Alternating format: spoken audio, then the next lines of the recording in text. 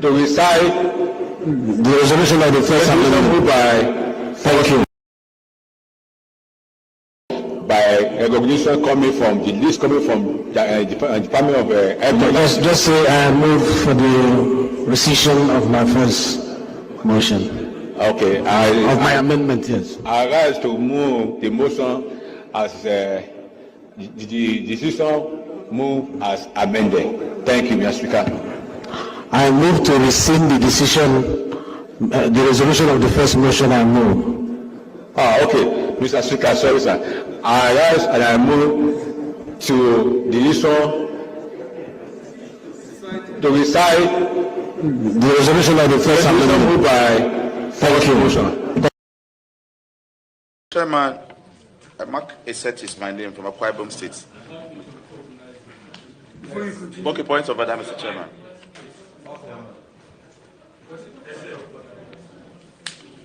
Am I recognized, Mr. Chairman? Thank you very much. I am from Akwa Ibom State. Mr. Chairman, I don't know if I'm the only person, but I doubt. What the IGP is reading is quite different from the document we have here. No, sir, we are all here for budget. It's very, very important that whatever they are presenting, all members will be acquainted with it. You can't give me a copy after this. It's not the same thing. The details are not here, like the zonal offices he has mentioned. They are not captured here.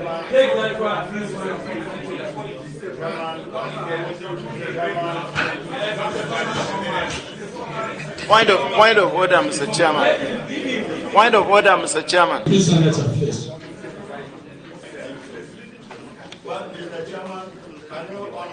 Make it easy. It is our decision within the leadership of this committee to allow IG to summarize his presentation. No, Chairman, we're not in a hurry. We are not in a hurry. We must do the right thing. We are not in the chamber. You are there to wait for the collective. You have it. It's not in this copy. What is written is a new copy was sent to you. Check and see it. If you just have a copy, ask for the copy. This is not a big deal. You ask for the copy. The copy is there available. Chairman, I'm still on the floor. Mr. Chairman. We need the opinion of all the members.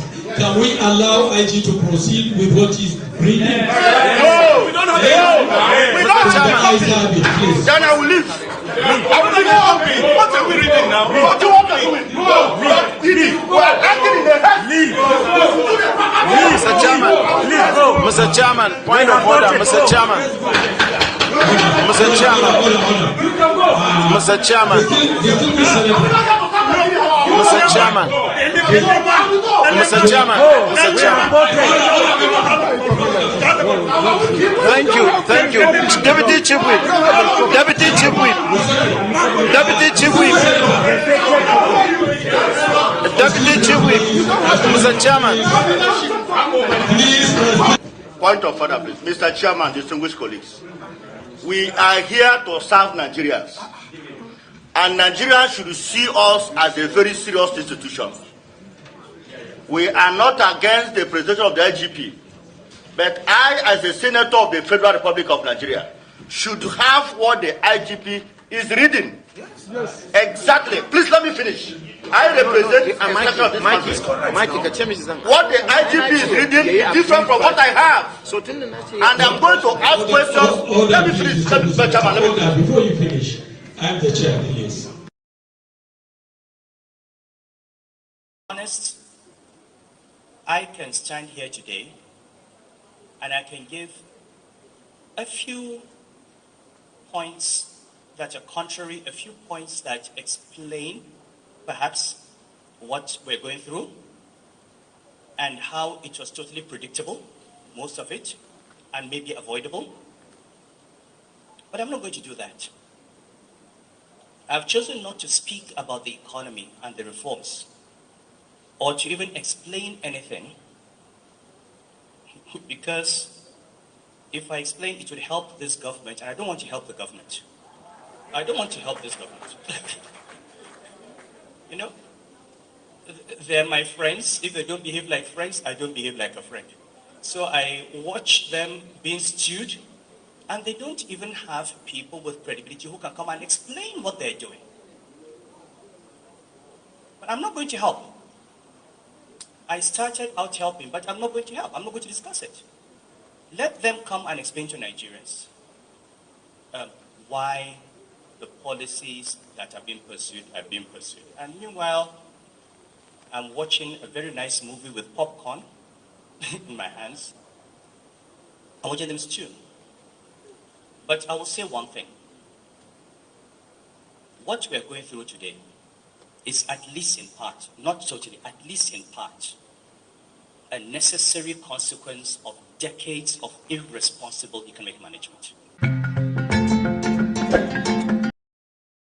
Was largely distorted. If you wanted to manufacture something and you set up a factory, you need to do a lot of hard work and pray to God and face a lot of risk, and there's no guarantee you even break even. But if you are very close to someone in government, maybe CBN, you don't need to put money down. They just need to allocate $1 million to you. You don't need to pay. We allocate to you on credit. You pay by the following day or evening. Take $1 million at $460. Sell it at $750. Easily, you have made close to 300 million naira without lifting a finger. The guy that is building factory is still trying to finalize documentation for C of O for the land. You've cleaned out with 300 million. So why should you stress yourself? You then direct all your energy towards building those connections so you can make the easy money. But for every 1 naira that is made like that, it is the blood of the Nigeria economy that is being extracted. It is the seed that we should have been planted that was being eaten. We were suffocating the real sector. Many of the companies that exited, it was the closing chapter for them. It was a build-up of so many things. Anyway, I think enough said. That is what was. Now, what is? How about now? I'll be dishonest if I stand here and I say to you that it's all fine now. Of course, you won't even believe that because you're smart people. So we're not there yet. But you know what? They say it is always darkest before dawn. I personally believe, and this is based on data, that the worst is behind us, and it can only get better going forward. Like my brother said,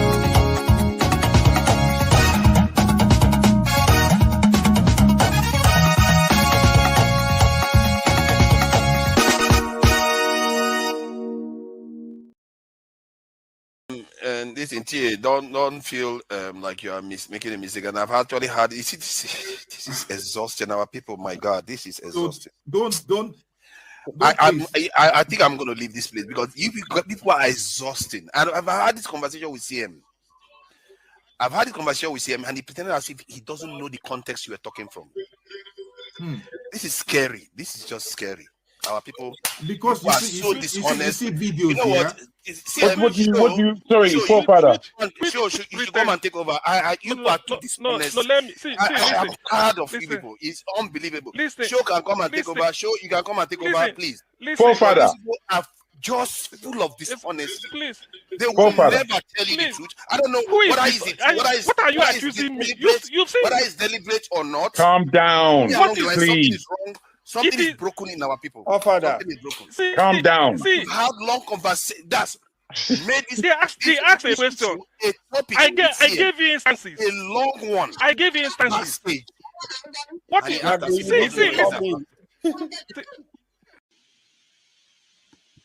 This is not a joke.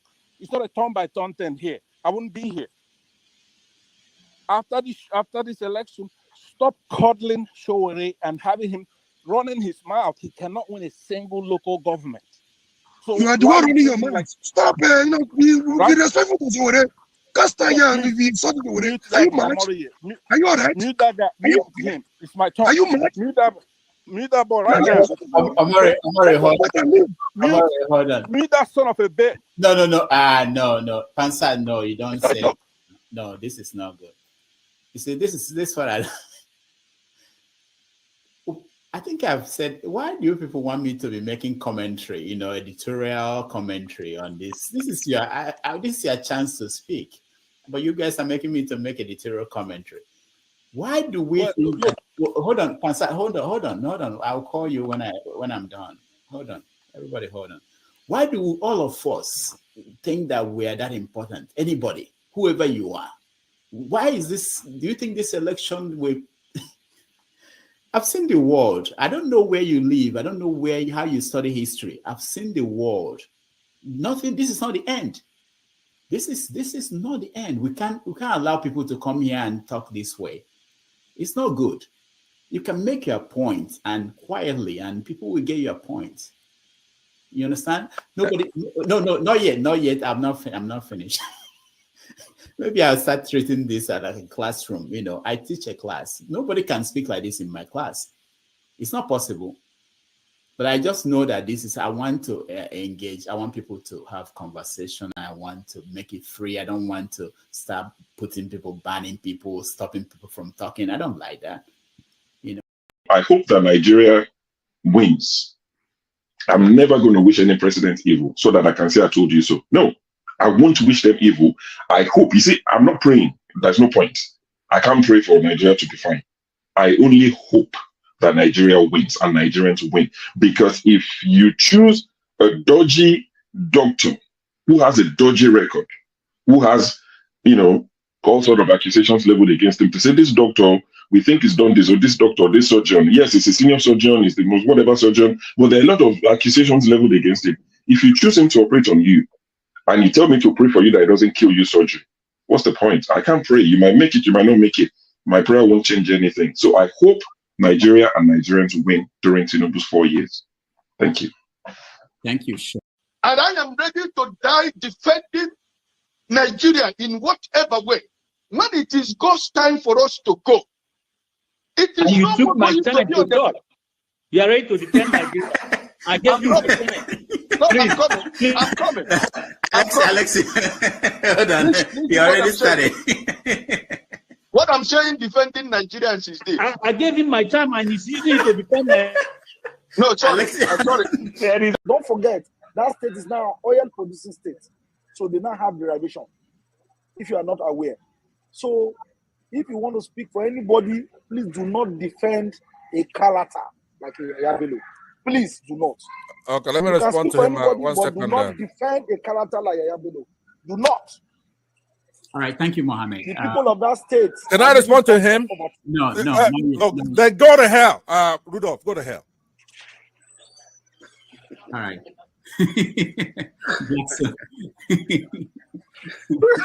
Rudolph, I've never seen this part of him before. My God.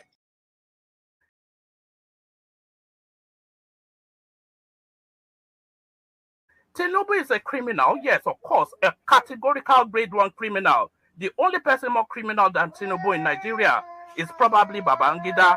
But he's a criminal, and is he fit for purpose? Absolutely not. Should Tinubu be the president of Nigeria? Categorical no. Is there a better option than him? That is subjective. So show me who he is.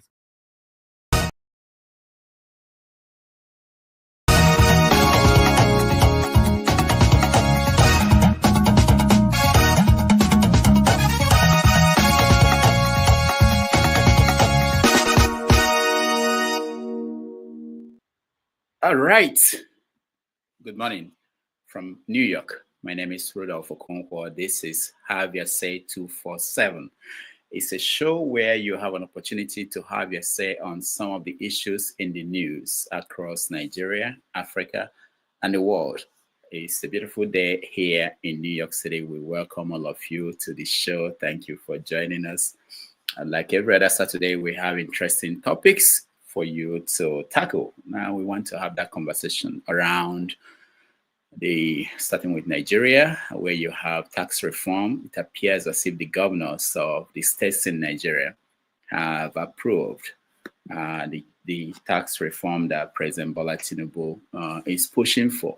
There are a few changes in what they approved. So we see how that plays out when it gets back to the National Assembly. Meanwhile, the former central bank governor Sanusi, who is now the Emir of Kano, let me say one of the emirs of Kano, basically came out to say that the people running the country, they are his friends, but they are not acting like friends, and he's not going to help them.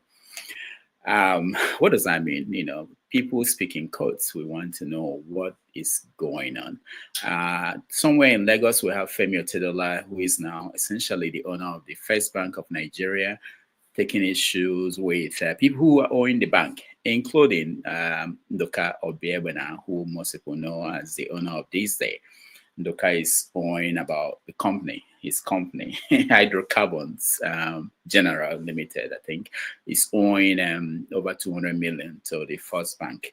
So we are going to touch on that, especially when the former chairman of the First Bank ran away from the country this week.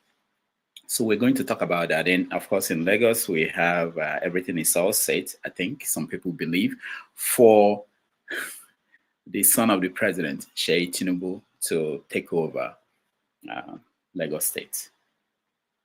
Exciting days. So we will touch on that and see what people think, especially with the impeachment of the Speaker of the House of State House of Assembly in Lagos State. So this and so many other things are things we want to touch on today. So thank you for joining us and welcome.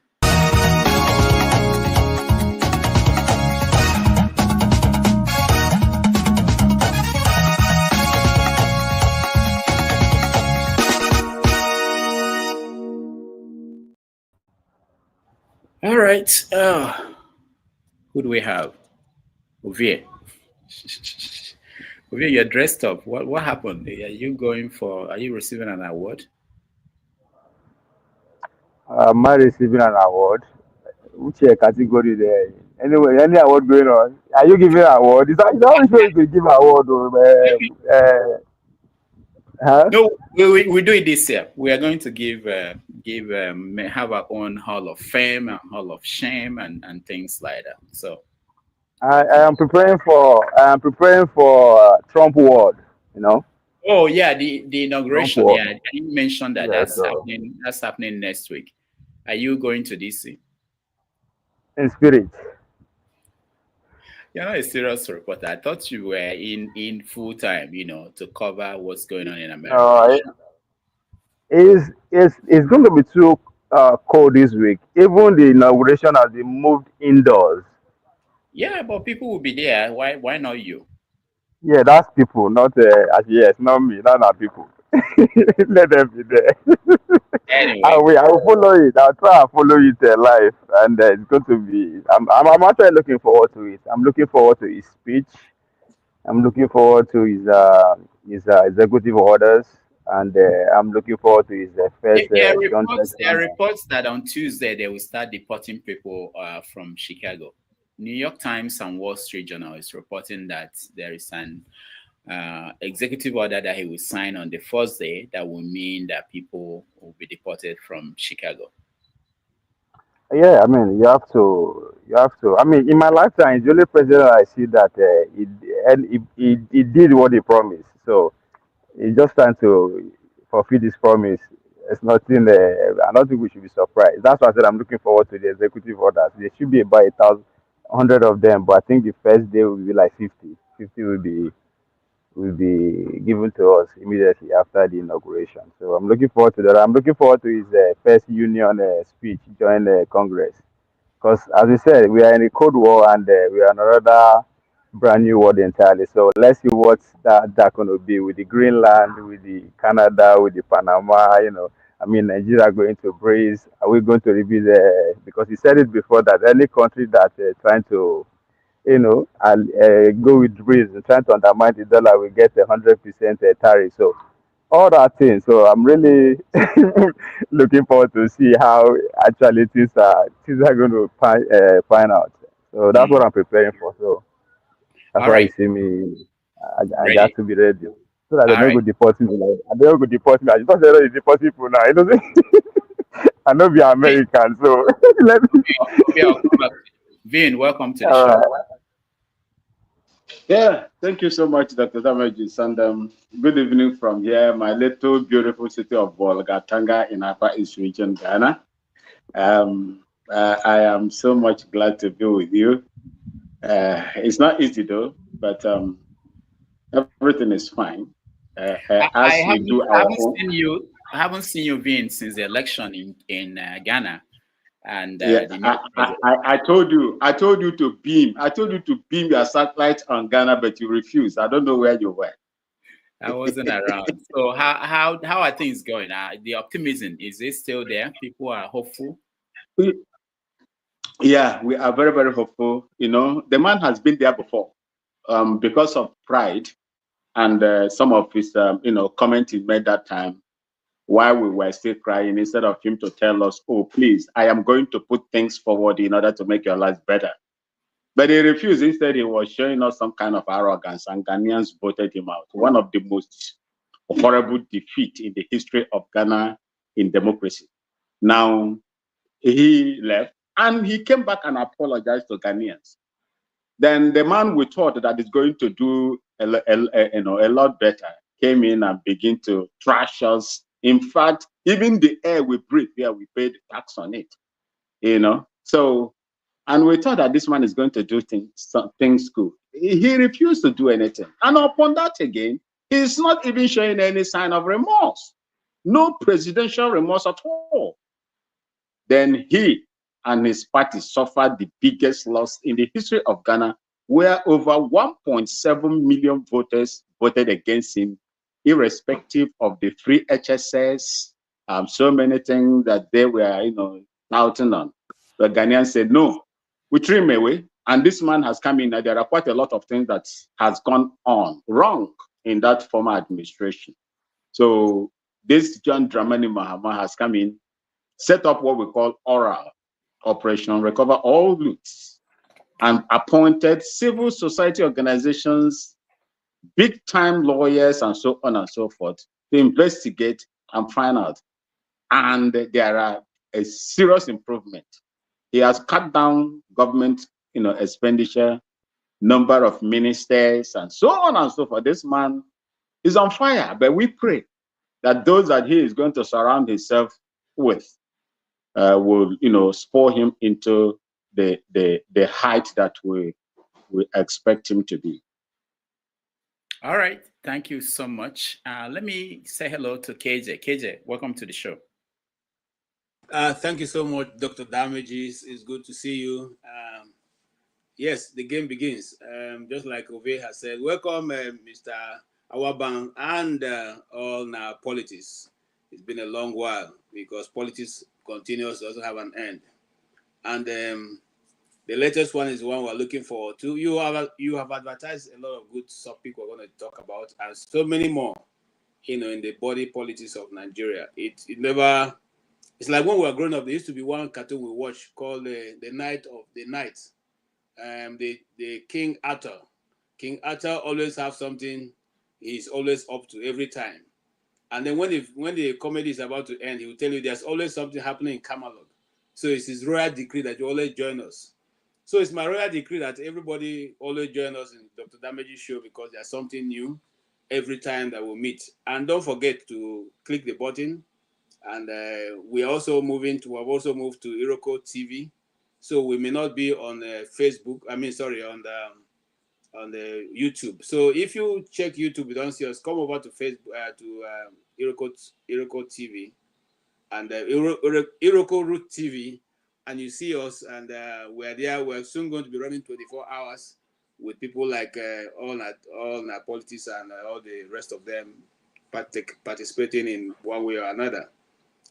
Thank you, sir. Yes, I will say I am also looking forward to the inauguration of Donald J. Trump, and watching how the new world order will come into play.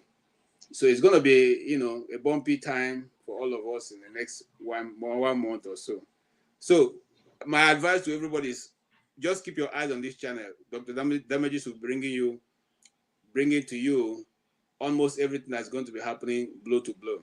And Well, Dr. Damage, just to tell you, I'm happy that CNN at last will be paying some dollars, some millions of naira for for defamation. So also is ABC television, who also will pay Donald Trump a lot of money for damages, defamation. So these things will teach some of them a lesson, and as we go in, they'll be a bit more careful in reporting things that are not right. Thank you, sir. All right, thank you, KJ. I saw Tony. Tony, welcome to the show. All right. Thank you. Greetings, everybody on the platform. Good to be here. Yeah, very interesting things happening over here. On Monday, we'll be witnessing the inauguration of Donald Trump. His second time here, second tenure. Expectations are high, especially for those who think that he will bring some changes in America. And then pity for those who are yet to regularize their stay here. Probably deportation will be awaiting them. And for those who think that the coming of Trump will be good news for Africa, well, for me, I don't have that optimism. I don't think that Africa factors high in his calculation, except that we have a remote brother in South. Tony, Tinker with whatever policies that. Am I breaking? Yes. Hello? Yeah, you are breaking. We can hear you Hello? very well. Okay. Did you hear me? So I will I'm sorry. you can reconnect. Tony, connect. Just reconnect again. Maybe it will be better. Okay. All right. So before we go on, let me point out we are going to just look at what stories in the news that probably I did not mention. I heard this morning that King Wasiu in the K1, the ultimate. For those who know, the musician lost his mom. Why we know that is because the president called him from wherever he is, Abu Dhabi, I believe. And we have a video of that call.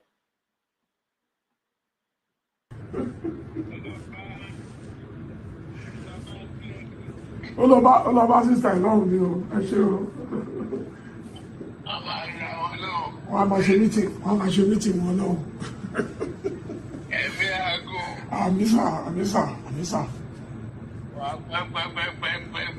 Àmì àkànbí ìwọ náà pẹ́ fún mi. Thank you very much, sir. Thank you, sir. Ọlọ́run ní bí ajẹ́ o. Àmì ìgbà tí wọ́n wà bẹ́ẹ̀ báwo ni a ṣe máa jẹ́ mú? Ìwọ president, bàbá mi president, ìyá máa jẹ mí ní Nàìjíríà ilé ìkọ́. Ìṣe Nàìjíríà tí wọ́n mú dání. No, ìyá oníjọba òkú ọ̀run mẹ́kọ̀ọ́ níjọba aṣíwájú náà. Thank you very much, sir. Thank you, sir. Thank you, sir. God bless you. Thank you, sir. Thank you. Safe trip back home, sir. All right. Also in the news is, of course, most of you have heard about one Timileyin Ajayi who killed a girlfriend in Abuja. So we are going to add that to some of the things to talk about. So let me go around and see if anybody has anything that is important. I did not mention. Yeah, go ahead. Go ahead, yeah, you didn't mention the the budget presentation by the police department in Nigeria that was reading from a different script, where the one that was served to the commissioners and those that were vetting or inquiring, were having different script. So that also really struck my mind as well when I heard about it. Thank you. All right. So I played the video at the beginning. I think you are talking about this incident. Let's listen a little bit of what. Mr. Chairman, Mark Eset is my name from Akwa Ibom State. Okay, points of order, Mr. Chairman.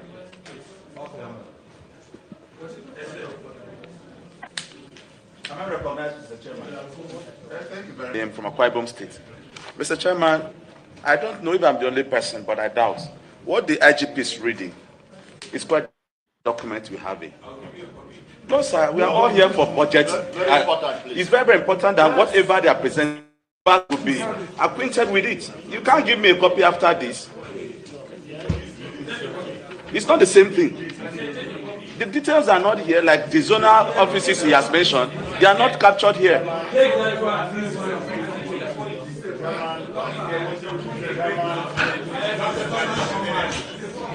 Point of order, Mr. Chairman. Point of order, Mr. Chairman. Please, Senator, please.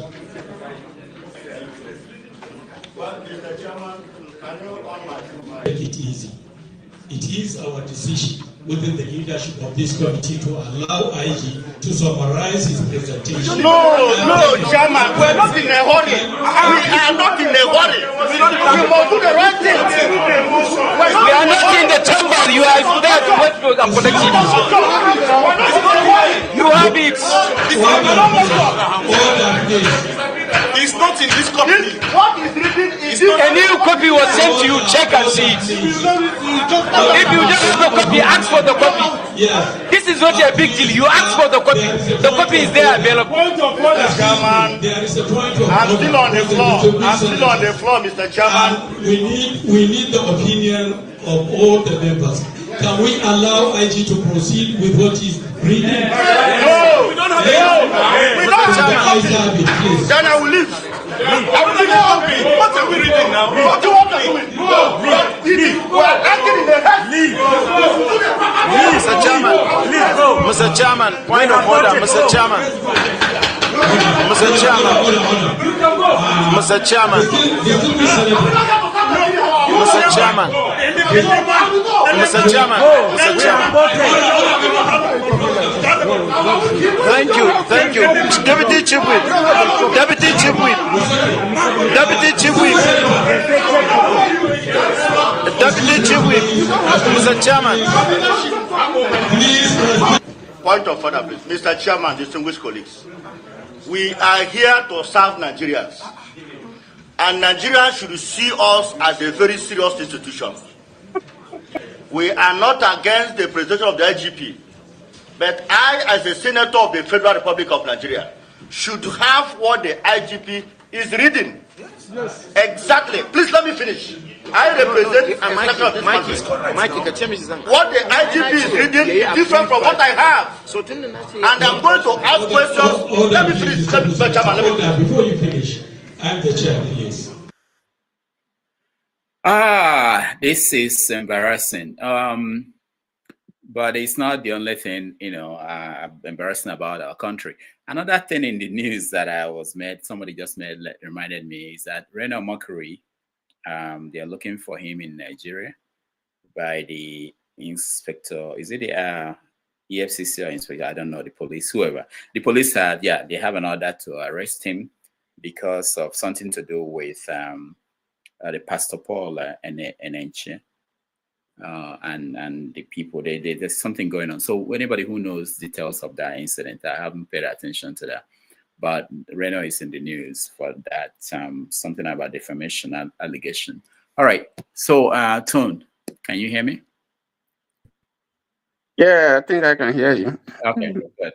So, any story in the news that you were interested in that you want us to consider talking about? Yeah, well, yes, both in Nigeria and over here where I am, like I said, we are waiting for Donald Trump's swearing in, and all the hype about what he's going to do and so on, how he's going to make America great. There's a second chance for him. Well, we're waiting to see, and then how his rule is going to impact Africa, and particularly Nigeria, the same place he called the shithole. So we're going to see if Africa will factor in any way in the government's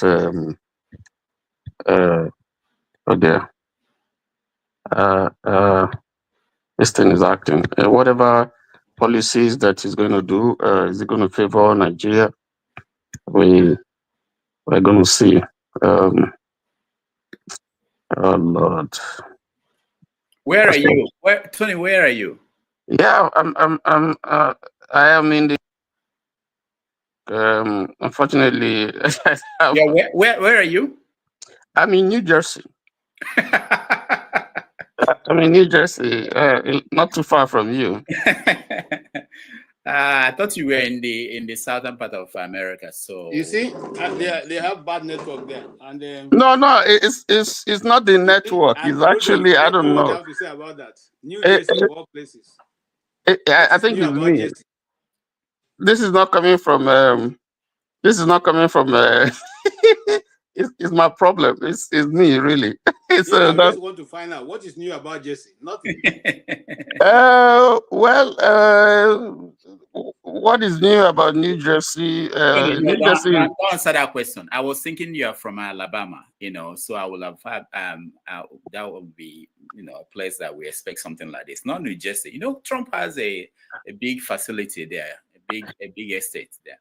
So yes, you are disappointing Trump. So this is yes, he does. But I think over here we are somewhat be nice to him, not like your New York, so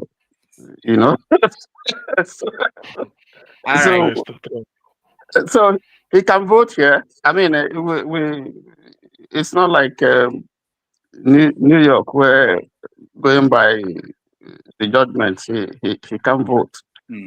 So he can vote here. He can come and enjoy in New Jersey here. But that's about Trump. All right. Looking at Nigeria, we're hoping that in 2025 we will see the government. Let me switch off because I think I'm having an echo and I don't think you're getting me clearly. Let me just go off. All right, thank you. Okay. Sam, welcome to the show. Okay, yeah. Thank you, Rudolph. Good afternoon, everybody. Yeah. So, Sam, we just mentioned stories that we are considering as part of the topics we want to talk about. If you have any story that you're watching that we did not mention that is important to you, maybe you can talk about it before we go on to start our conversation. I think, it's like I've forgotten, to be honest. It's true now. Sometimes this head, what it carries and what it thinks. Sometimes I used to have 2, 3 I could watch, but it's like that's okay. We have enough. We just don't want to miss anything major, So let's go to Man of Prestige from California. I know that. How is the fire doing? Man of Prestige, welcome to the show.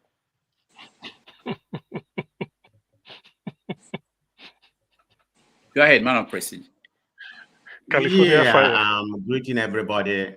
The fire is subsiding just a little bit, but from what I gather, it's not close to me. It's almost about 140 miles, if not more than that, from where I am. But I have people that live over there, so it's subsiding right now.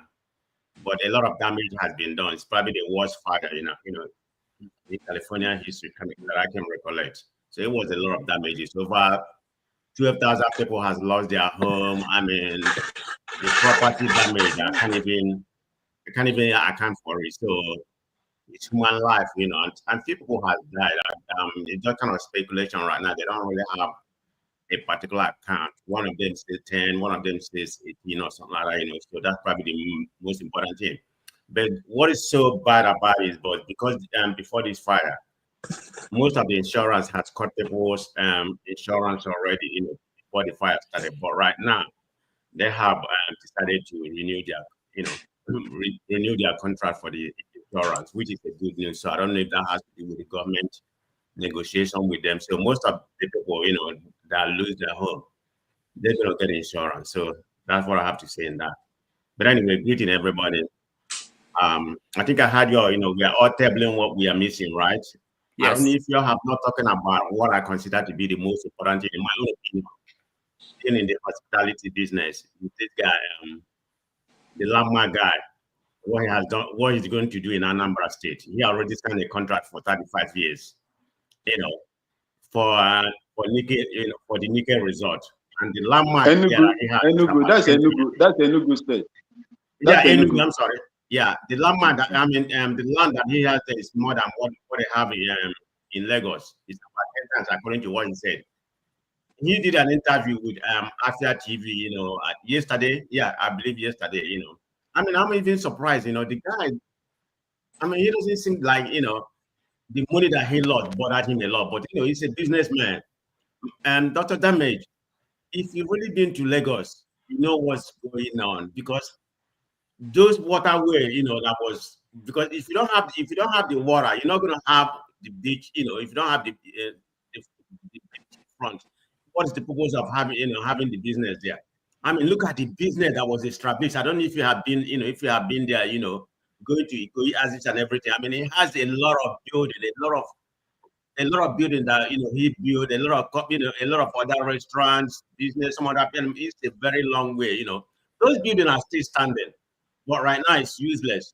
So to make the story short, the guy said he has not been compensated, not even a penny. Forget about what all these Uronu Lagos people are saying. That guy has not been compensated, not even a penny, for what he did.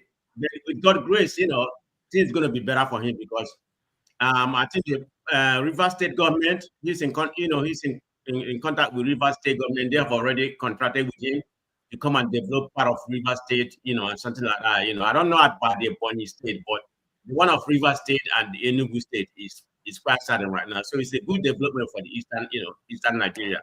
And people like me that believe in, the hospitality business. So, I might extend my this in Enugu. It's not that I'm going to, because the hospitality business, where it has the window, it's not as it used to be. At least 50% profit, has been degenerated since we have this making baby governor. We have, making babies all over the place. That's all purpose of the minds. No, look at the little kids that he has. A man of 66 years old marrying a 35 years old woman. I mean, I don't have any issue with that, but he's still making a baby. How can you be 66? You have a 10 years or 7 years old kids, you're supposed to be a grandpa at this age. I mean, the man is an absolute nonsense to that part of, Eastern Nigeria, but we're all together. So hopefully, this guy, will help this, the Eastern part of, Nigeria. All right, thank you. Just to point out that the landmark guy who had issue will be with the federal government, not with the Lagos people. It's not Lagos state government, so it's federal government. All right, Kenneth, welcome to the show. Yeah, thank you. Thank you, Dr. Damages. Good evening, everyone. Happy afternoon. I don't know the topic, No, we don't have any. Okay, we're going to start with Trump now that we have Kenneth and man of President. Okay. So we are going to start with Trump coming in and the expectations. So I wanted to be balanced. Okay. I don't want man of President to just give us the liberal angle of the story. So you see, last time. Hold on, Kenneth. We have not started on that. Right now, we are just looking at if there is any topic we are missing, just even if it's just to mention it before we start the conversation. So I'll let you, if you have anyone you're watching, like man of President just pointed out that the landmark guy is in Enugu, trying to negotiate to take over the Nickel Lake Resort. Go ahead. Okay, I don't know if you have the California incident on your list. What incident? The fact that Donald Trump advised the governor then to get some water from Mexico, and he refused. It happens that California, as rich as they are, and as economically buoyant that some of us here made us to understand, they don't have hydrants. The water is empty, and this is what befell the people. So I don't know if you have that on the list, because California is in a sorry state right now. It happens that California has no governor, they have no leadership, they have no mayors. They are all packed of criminals that needs to be, the people need to really think. And I thank God during this last election that about, I think, 13 counties rejected, 13 more counties, rejected Democrats and voted for Republicans, which is Donald Trump. So it is time for the other counties to begin to, question some things. I don't know the county that Mazi Prince and my brother, Man of Prestige, is, but you guys need to educate your people. It's time they embrace Republican Party, which is where the light is. So right. I don't know if you have that on your list, because these people need help right now. Thank you. We're going to, that will be the first topic. As a matter of fact, I'm in a shithole country right now. Do you understand? You see heat everywhere. You're in Nigeria? Yeah, I'm in Nigeria. I will make videos. Don't worry. Okay, we should talk to you actually. We need to know you need to worry about your own life. Forget about California, okay? No, we are generator now. It's generator that we are using right now. Generator. Okay. Sorry. Can I, while you are there, I would like you to collect, if you can, collect as much video as possible of the activities that happen. Hold on. Let me turn this up. Yeah, you said you would like me to do what? Collect as much videos as possible of the activities, traditional activities that happen during the Christmas time around Alibo. I'm trying to do a show on that. I want as many videos as possible of all the traditional happenings, whether they be. Can you hear me? Yes, I can hear you now. Okay, whether they be for River State, for Enugu State, for Anambra State, whichever of the states that how if those traditional outfits, they are just extremely beautiful. And I want to see if we can put it together and package it and sell to the world, so that Igbo land will be a destination point next year. Okay, Dr. Damages, please. Maybe remind me, because it's noisy. I'm in a shithole. Everywhere is noisy. I'm trying to hear. All right, I'll remind you. That's okay. I'll remind you. Thank you. Flagship, welcome to the show. Good morning, Rudolph, and good morning to the panelists and everybody watching. I hope everybody's doing well. We are good. Good. Well, I've heard all the topics. It's interesting. And can they please, the topic I'm going to mention now, I want you to pay close observation. Since you're in Nigeria, I've been trying to reach you. I didn't know you traveled. The story that I heard this week was about the Nigerian airport. I think he's the airport manager, or supposedly the guy that is in charge of the airport in Abuja, was literally begging an unruly passenger. Story that I heard this flight. Did you guys hear about that? Was begging him to get back from the plane when he should not be outside of the airport. That was a big security breach. And following that, a lot of people also mentioned that they have seen many times that passengers who come in, most especially from, there was one guy on Voice of the People TV that mentioned that he flew on a plane and had some guys from Kenya. When they landed, nobody asked them any questions. They were pretty much escorted from the moment they got out of the plane to outside of the airport. They didn't go through immigrations. They didn't go through customs. And this guy that came out that the video leaked was a passenger that boarded Air France from somewhere in one of these Francophone countries that stopped in Abuja and was supposed to pick up passengers on its way to France. But nobody knows how the guy got out of the airport, came outside, was screaming, was shouting, and the airport manager was seen literally begging him. I think his name is Michael, was begging him, oh, please come. Oh, I don't know what to do. We don't know how to handle this. What do we do now? How do we handle this? This is a guy that breached security and is inside the airport, rather was outside the airport, who's not supposed to be in Nigeria. So there are people coming out to say, it's nothing new, that there are many times people coming, Chinese citizens and people from other parts of Africa, and they just walk out of the plane, straight through out of the airport with no questions asked. And in some cases, many of them escorted. So can they please, on your way back, if you would, pay close attention and make any observation with reference to how secure our ports are coming into Nigeria. I witnessed one today, right? As Nigerian citizens, you have a queue, like a queue where you queue up as Nigerian citizens to go through the immigration, right? I was surprised that some people, I think they are maybe Chinese, but they look alike, Chinese, Japanese, I don't know which, but they look like Chinese people.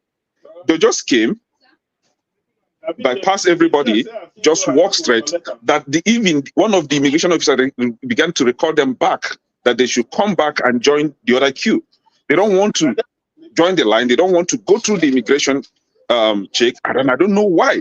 And the second experience that I had today was that the airport has no AC. They brought out some boxes that they called AC and put by the corners. Some of the boxes were working, some weren't working. Like the airport was so hot, you can't even stay there. And I began to question the Lagos Murtala Mohammed. Do you understand? And another thing was they now show us the QR code, asked us to scan the QR code. I was like, and people were scanning. So I was like, what for? They say it's a health for health check. Then you scan it, then you now have to fill out the forms. And I told them, hey, I don't have internet. So do you have internet at the airport for me to, connect to your internet? They say, no, they don't have internet. Do I have a phone? I say, yes, I have a phone. Do you have internet in your phone? I said, no. He said, okay, you don't have internet on your phone, and you are asking us if we have internet in the airport. I was like, are you crazy? I'm coming from another country, so my SIM card isn't working here. For me to have access to the internet, I have to have Nigerian SIM card. Right? I can't even call my friends and families to come and pick me up because I'm in Nigerian airport. If I was in other South Africa or other African country, I would be able to connect to their internet and make calls.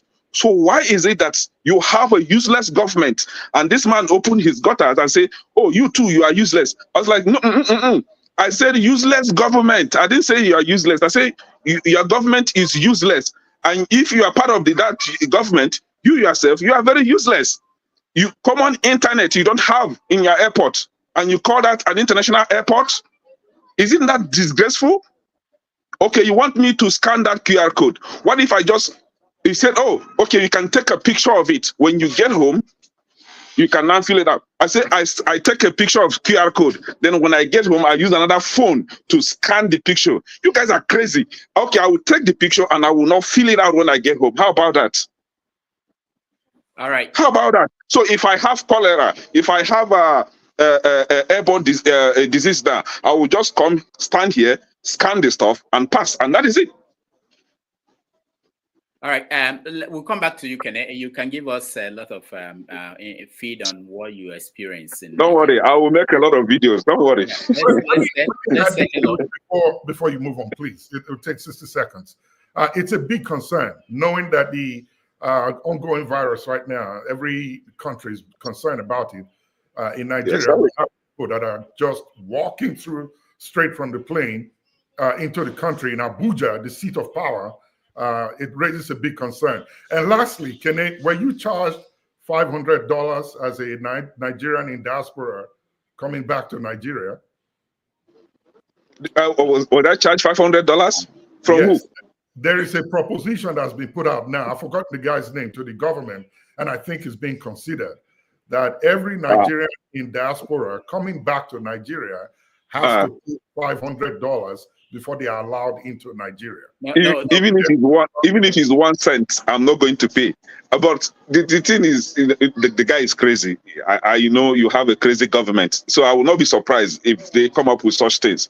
This is where the showdown is going to come, because you can't rob me because I'm in diaspora. You see, oh God, oh Lord, help me. All right, thank you. Let's get to we'll come back to you. Bibi, welcome to the show. Unmute yourself, please. Can you hear me now? Yeah, we can hear you. Oh, hi. Hi, everyone. This is my second time here. So, yeah. I saw you last week. Yes. Yes, quick one. Dr. Damages, I think I have a proposition, and I'll say this: when we come on this kind of platform, is there a way that when people make outlandish claims, is there a way that we can have like a fact check right there on the screen? Because it's important. We are on this platform to learn. You are giving information. And when you are giving wrong information to people, that is very dangerous because the world is actually battling disinformation and misinformation right now. So it's very important for the sake of everyone on this platform for us to, when you make a claim, you have to show us fact, because fact over feelings, it's important. We can't just take what you say, because other people take what you say and run with it and they just regurgitate the same. So it's very dangerous, I'll say. So, but why I actually came on right now, because I started listening, why I actually came on right now is because I had Kenny mention that about California fire.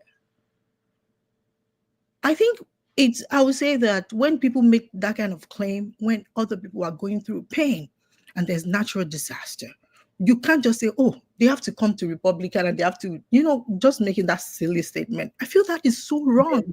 You can't say that. Excuse me, let me talk, please. Let me talk. Do you know what fire hydrant is? Oh, well, No. Don't interrupt me. That's disrespectful. Please don't. All right. So I'll say that people are going through pain and all this natural disaster is going on, and you are talking about Trump said this, when most of the things Trump said are they're factually wrong. They're wrong. It's just playing politics with people's lives and livelihood. So I will say this: there's factcheck.org. You can go there and see what is happening. So when you come on here and give people wrong, you can go to factcheck.org. You can fact check everything that is happening in time. So when you say there's no water in the hydrant, California has never gone through this disaster, this kind of wildfire disaster before at this magnitude. So when you are pumping, it's like when you are doing something at the same time, at the higher pressure, you want it to come out the same time. I don't know how exactly to explain it for people to understand, but I will employers like we should read, do your research. Don't regurgitate what other people are saying. They are trying to get water out from the hydrant, but the water in the hydrant, they are stored in a tank. So when they're trying to get the water out at the same time at the higher pressure, it's going to be slow. So when I just want to say that you can fact Dr. Damages. You don't need to like crackle or do whatever silly things that you have to do. But I'll say that let us just go on factcheck.org and see what is happening. Every claim is there. Every claim that every person make, if it's a Democratic Party, Republican Party, it's right there for you to see. When it comes to natural, you can go to FEMA and see what is going on and check. Don't regurgitate anything about Republican. They should come to Republican and come to Democrat. I just feel like that is wrong. And I say, please, Dr. Damages, I feel like for the purpose of learning, please let us fact check people in real life. It is very, very important for this conversation. All right, thank you, Bibi.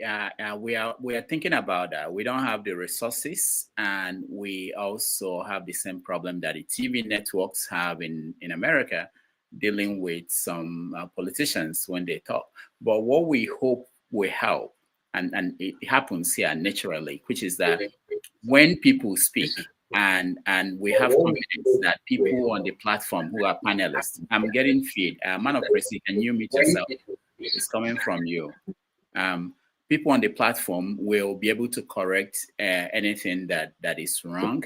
We are putting together people that. No, hold on. Can I hold on? No, not yet. So we hope that we will get to that, and that it will help us to make. We agree with you that it's important that whatever we put out here is factual. But again, there's a way to slow down the conversation that we are not going to move forward to be. But we are thinking of a way around it. Thank you. So let me go to Omorie, and then we begin the conversation because we have not started. I think we are going to start with Trump, what it will mean, what will happen, how America is going to change next week. But let me hear, Omorie, welcome to the show. Yeah, thank you, Doctor, for having me. My greetings to other panelists and our viewers across the globe. Before I continue, I want to crave our indulgence to subscribe and like the show so that our voices can go further. I want to use the opportunity to advise the likes of Kene. When they come on platforms to tell us about Donald Trump, sometimes we wonder if it's the same Donald Trump we had for 4 years, the miserable Donald Trump we had for 4 years they're talking about, or this is a different Donald Trump. I'm taken aback. Campaigns are over. People are passing through pains. People are losing their property. People are losing their lives.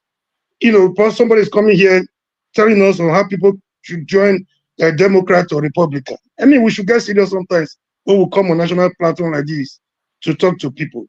You're talking about if we have other things we have to discuss, please, I will crave your indulgence, Dr. Damages, to also take your flashlight on my beloved state, Edo State, where there is a total breakdown of law and order. When the likes of AY come here to say they didn't like the governor that was there, they just wanted a change, I want to ask them, also join me to ask them if the change they needed was a positive one or a negative one. They don't care the change they talked about, they just wanted a change. There's a total breakdown of law and order. There's confusion, there's anarchy in my beloved state of Edo. Thank you very much and God bless you. All right, thank you so much, Moria. I was part of a show before this one, and we talked about Edo State. Somehow I thought that we've been talking about Edo State all day, but thank you. We will hopefully get into that. Let's start quickly so that we can touch on some of these topics. So let's start with Trump. On Monday, there will be a new sheriff in town. In the news we had today, all the newspapers are reporting that there will be mass deportation that will start on Tuesday, and they are announcing that it will start in Chicago. I wonder what the purpose of telling people so that they will move to Alabama or what. Anyway, but it's starting on Tuesday in Chicago. So let's see. What are your expectations of a second term Trump's back into the White House? What are your expectations? What are you looking forward to? Let me start with you, man of Prestige. You're in California. You guys didn't vote for Trump. I understand. Well, sorry, let me ask you, are we having time? Are you going to time also that? Yeah. Oh, yeah, that's true. Thank you very, very much for mentioning that. Let's give everyone 3 minutes. So 3 minutes. Man of Prestige. You're muted. Or you can't even hear me. All right, let's start with KJ. Oh, okay. You want me to start? Yeah, go ahead. Okay. Thank you very much. Hold on. Let me cut off this. Okay. We are eagerly awaiting Trump assumption of office next week, I think on Monday.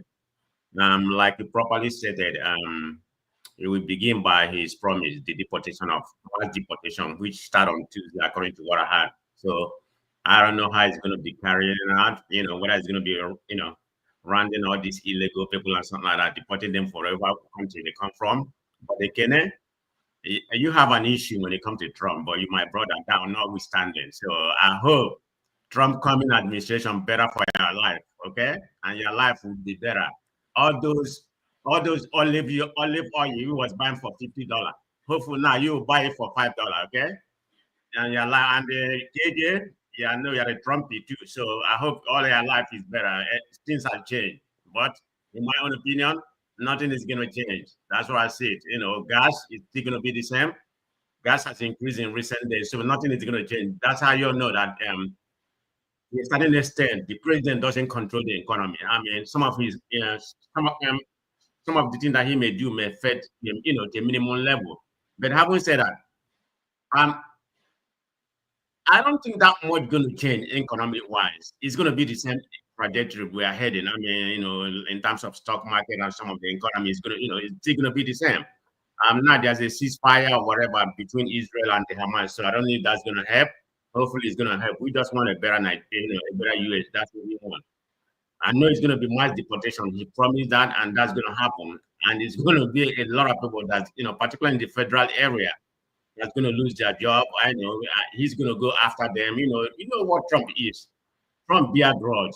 This is the reason why I hate him. Like I said, as a Democrat, I rather prefer Democrat to be there, but that notwithstanding, I would like to have people like other Republican like Bush or something like that than Trump. Is the personality.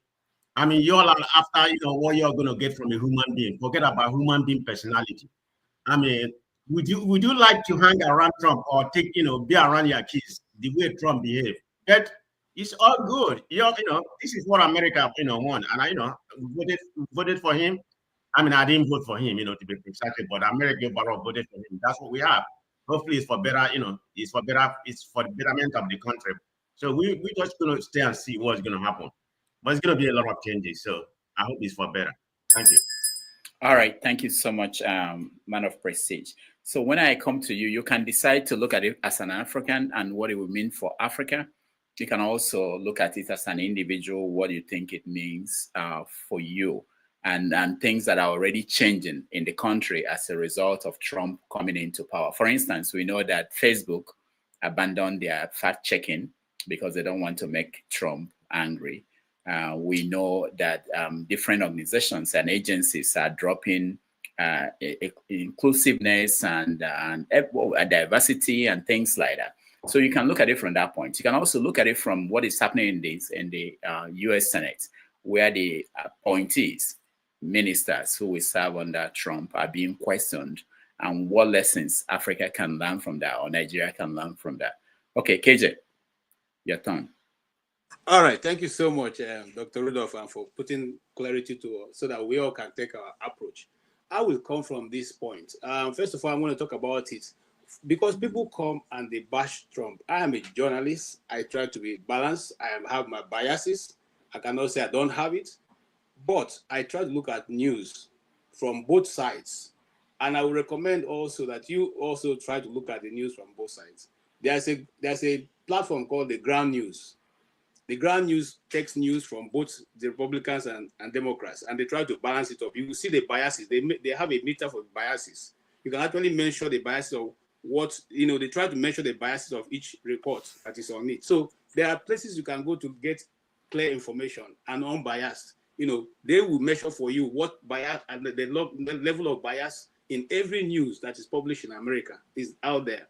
So, but now, as a human being, as a father, are you telling me, and for all good conscience for each one of us here, that a man who has more than 10 children or about 7 children, and all of them are doing very well brought up, none of them is suffering from drug, and one who has 2 children or 3 or 4, and one of them is doing very well in the terms of dealing all the history that he has and become world renowned, that the one whose children are doing very well is worse than the one whose children is not doing well. Are you guys telling me? Is that what they're telling me? I don't understand how you guys are reasoning this thing. One person child, one is not able to manage himself. The other one is their children. The other one, his children are manage themselves properly, and he's the one who seemed to be the worst person. Wow. Anyway, let me come back to what it means to Africa. That's what my interest. Now, coming to the Trump presidency, for me as an African, and if our leaders are people of their onion, it should be better, because when it comes to table to discuss, that it's coming with one agenda, America first. Why don't you also come from the same agenda, coming from your country, Nigeria first? So we meet at the middle. What is good for the geese is good for the gander. So if he's demanding for good for America, you also demand for good for Nigeria, so that at the end of the day, we meet at the middle. So at the end of that drafting, whatever you are getting is the best deal you can get for your own country. Why he also gets, because that's where the world is going. He's coming with that. Like someone mentioned about the Greenland and all that. He's going to Greenland because he sees something there for America. He wants to go there and negotiate. Yeah, he sees something good for America. He's not negotiating for himself. He could go there and do his business if he wanted. Okay, but he's looking at the future of where the world is going. And that's why I'm looking at it also. We are entering an era where nobody...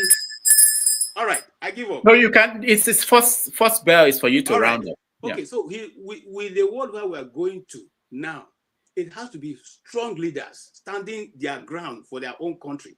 You have to have the ability to negotiate, and even for that matter, a strong negotiation point. If not, at the end of the day, your country is going to be losing, and everything will be taken away from you. Thank you. All right, thank you, KJ. If I have to follow up, then it means I will delay going to other people. But we'll get back to that. I hope I will remember, because KJ, the question for you will be, what is negotiation? What is intimidation? What is, when you say big, strong leaders, what if another strong leader rises from somewhere else and comes, there are many complications to what you are saying. Yeah, I'll just point the person straight to what's happening in Burkina Faso. Burkina Faso is better off right now than what we were yesterday. And you can stand your ground based on your number. Okay. All right. Awambon. I hope I'm pronouncing it well. Vince, you're next. Can you hear me? Vince? Okay. I don't Yeah, my name is Anwin. It's Anwin Boon. Anwin Boon. Anwin Boon. Okay. Anwin Boon. Okay. Yeah, I will not hold it. I will not hold it against you, because that is my Kusasi name from Mole Dagbon ethnic group in Ghana.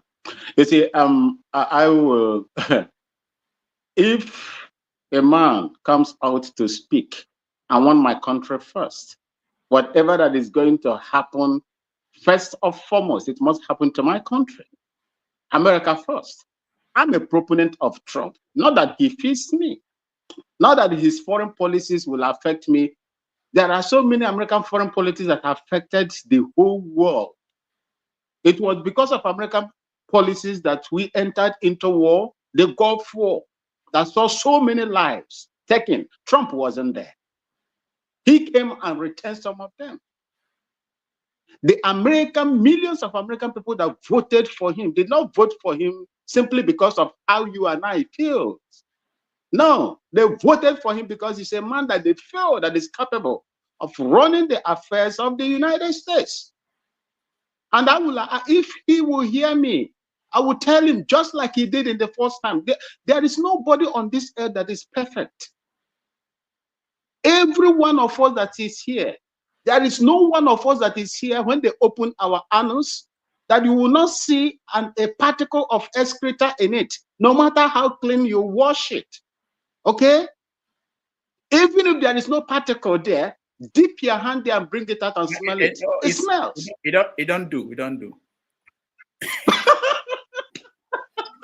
Don't go deep into that. We got the analogy. Dr. Rudolph, I was trained by a typical Ngwa woman and Ngwa people. So I know a little about all these things. That is how it is. For me, I will see him doing things that are going to benefit the Americans. And one thing, if Trump is hearing me, is this: he should not look at the people, because that man is a survivor. They tried to remove him they failed. They tried to remove him through legal means, they failed. They tried to assassinate him, they failed. That man survived all these things and later won all those backbiters that were trying to eliminate him. He's a strong man. And I would like him to translate that bravery into his administration and make sure that Americans, feel the impact and the goodness of his administration. That is what I would like him to do. Thank you so much. All right. Thank you. Very good. CM. Trump is coming. CM, can you hear me? Yes, yes, I can. I can hear you. I've heard people say I've heard that Trump is coming. Today is 18th. I think that is on Monday. He will be inaugurated as the 47th US president. Well, the thing is that I think listening to Trump and during his first during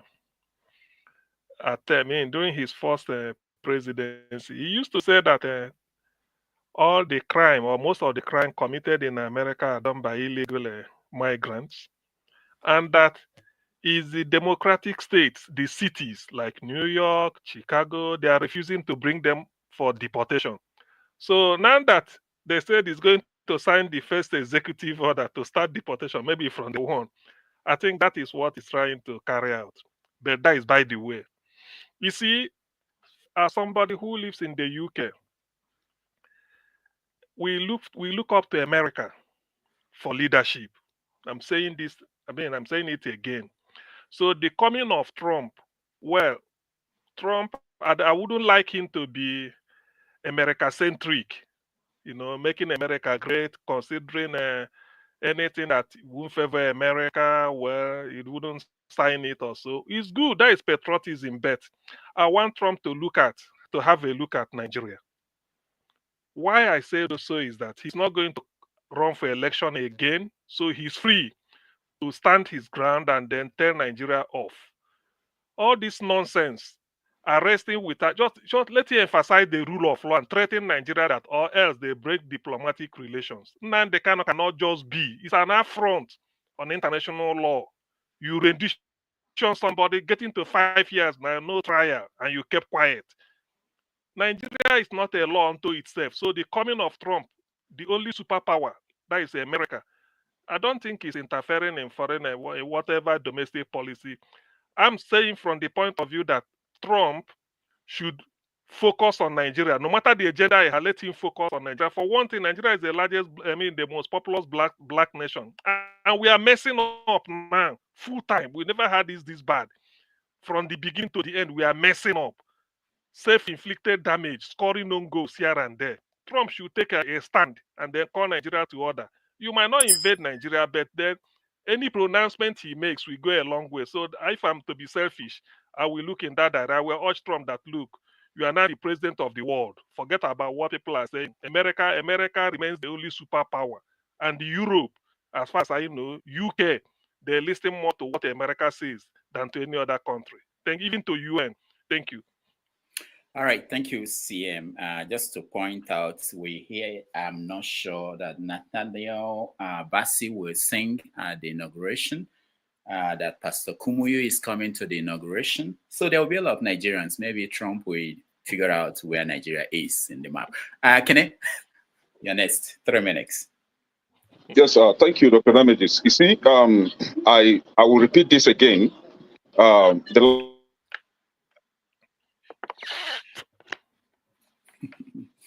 This has never happened. Kene's connection went dead. We're going to skip Kene and go to the flagship. Yeah, when it comes to Trump, yeah, can you hear me? Okay, go ahead. Yeah. This is what we all need to understand here. Even if Trump could not do anything for the country, for the fact that you and I, both Democrats and Republicans, are going to benefit from his policies. One of the policies is this: for the senior citizens will be exempted from paying taxation or taxes. They have paid their dues. They shouldn't be taxed again in that country. That is one policy. Hope you hear. The second one is for some of us here that likes to work overtime at your place of work. Trump is saying that for that overtime that you're going to work moving forward, that you are not going to be taxed anymore. So more money in your pocket. You know that should be that one day you want to run, right? You will be how you have more money to organize those parties and do those enjoyments, right? So see, whether we like it or not, right? Some of us, we've seen Trump as devil, Satan. That is okay. But please do not benefit from anything that comes from Satan. You see, when you work overtime, tell your workplace they must tax you. If you have a senior parent, tell them, by parents, you must continue to pay tax. So since it's coming from Trump, you detest that Trump that bad. That is the little I can say about Trump. I will go and fact check myself on this one again. Coming to California's fire incident. See, things happened, right? Nobody's happy with what happened in California. I have friends there. I share their pains. I was on phone with some of them, calling to know how, checking on them. We have one of our panelists here. What's his name? Pansat, right? We all were concerned over what happened. Nobody's mocking or nobody's jubilating over what happened to them. This last time in my state, something like that happened, but not fire, water, right? So nobody's happy. But the fact is this, please, I will want to fact check myself again. The LA Fire Department, the current budget was cut down by $17.6 million. The budget was cut down by $17.6 million. Please fact check me on this. the mayor of California has been accused. In short, matter of fact, there is a movement right now to sue her for her inability or for her involvement in cutting down that LA fire budget. So fact check me on this. Then to confirm this false regurgitating, I don't know how they put it, claims, right? The LA fire chief, Karen Crowley or Crowdy, I don't know how to pronounce his name, also confirmed to CNN, your regular TV show, that cut in fire budget severely limit the fire department from curtailing that fire incident. Now, who is lying? See, whether you like it or not, the water hydrant has no water. Some of them no water at all, and that was why they could not, contain the incident. See, California is in a big shit, and that is why somebody like me, I will not stop by telling our people to embrace a party that want them to be living as human beings, which is Republicans. Whether you like it or not, they should embrace a party that has human sympathy. Can I thank you? Thank you so much. Let's go to the flagship. Thank you, Rudolph. So Monday, the new sheriff is coming to town, like you said, and everybody seems to be running helter-skelter now, trying to figure out where to hide, because the devil that will befall all American citizens and the rest of the world will be taking power following Joe Biden's exit. Let me start with the publications you're talking about that the newspapers are reporting about mass deportation. Well, that is not certain yet. We don't know. These are speculative reports that Trump is going to sign in executive orders for illegal immigrants to be deported. The question is, these illegal immigrants we're talking about, they are held by the Joe Biden's administration. It's not like Trump is just going to, if he signs an executive order to say deport illegal immigrants, they'll start knocking from door to door like the British border force folks do, looking for illegal immigrants to deport them. Those that are in jail or in custody right now that are illegal immigrants are going to be those they will start from, if at all that will happen. And again, it was during the Joe Biden's administration that these ones were held. And who said, do you know the number of immigrants that were deported within this last 4 years of Joe Biden's administration? Nobody talks about it. You know, what concerns me is this. On Monday, he's taking office.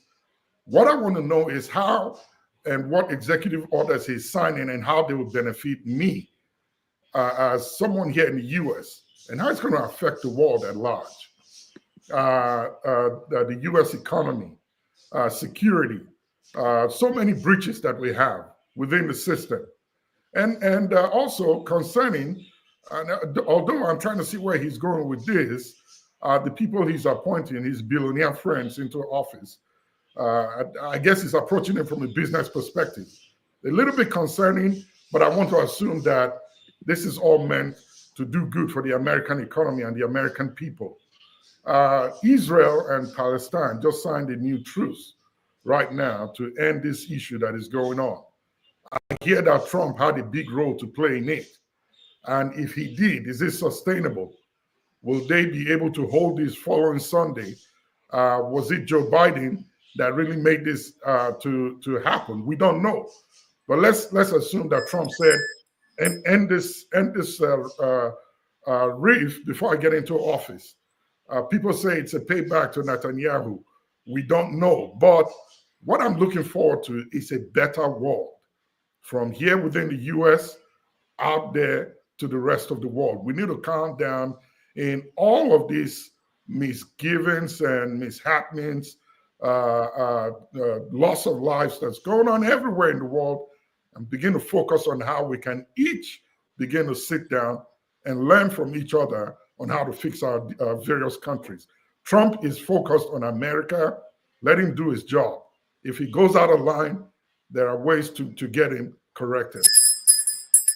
All right. Thank you, the flagship. Tony, you're next. Yeah, thank you everyone again on the platform. Yes, Monday it will be swearing in ceremony for Trump, and I think we'll see an end to all the political rhetorics. But as they say, the morning tells the day. We see threat to take over Panama, and if he fails, he will invade. President would invade Panama. I have a son who is in the military. I don't want any war. Two, we see all the threat about taking over Greenland, annexing Canada. I think talk is cheap. We have heard that we have heard him say that if he comes in, he's going to bring down the prices of reduce inflation. And lately, we also hear that he say that well, it may be difficult to bring it down. So already the outlook is looking the outlook for me it's not looking too good going by what we see. But we hope and pray that Trump's second coming would impact positively on America. For me, the first 4 years of his tenure, and this is my personal opinion, was one that saw a lot of Americans die from COVID, which was mismanaged. I saw a lot of showmanship and power play, and talk and insults. Mexico will pay for the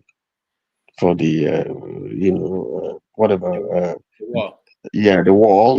Mexico didn't pay.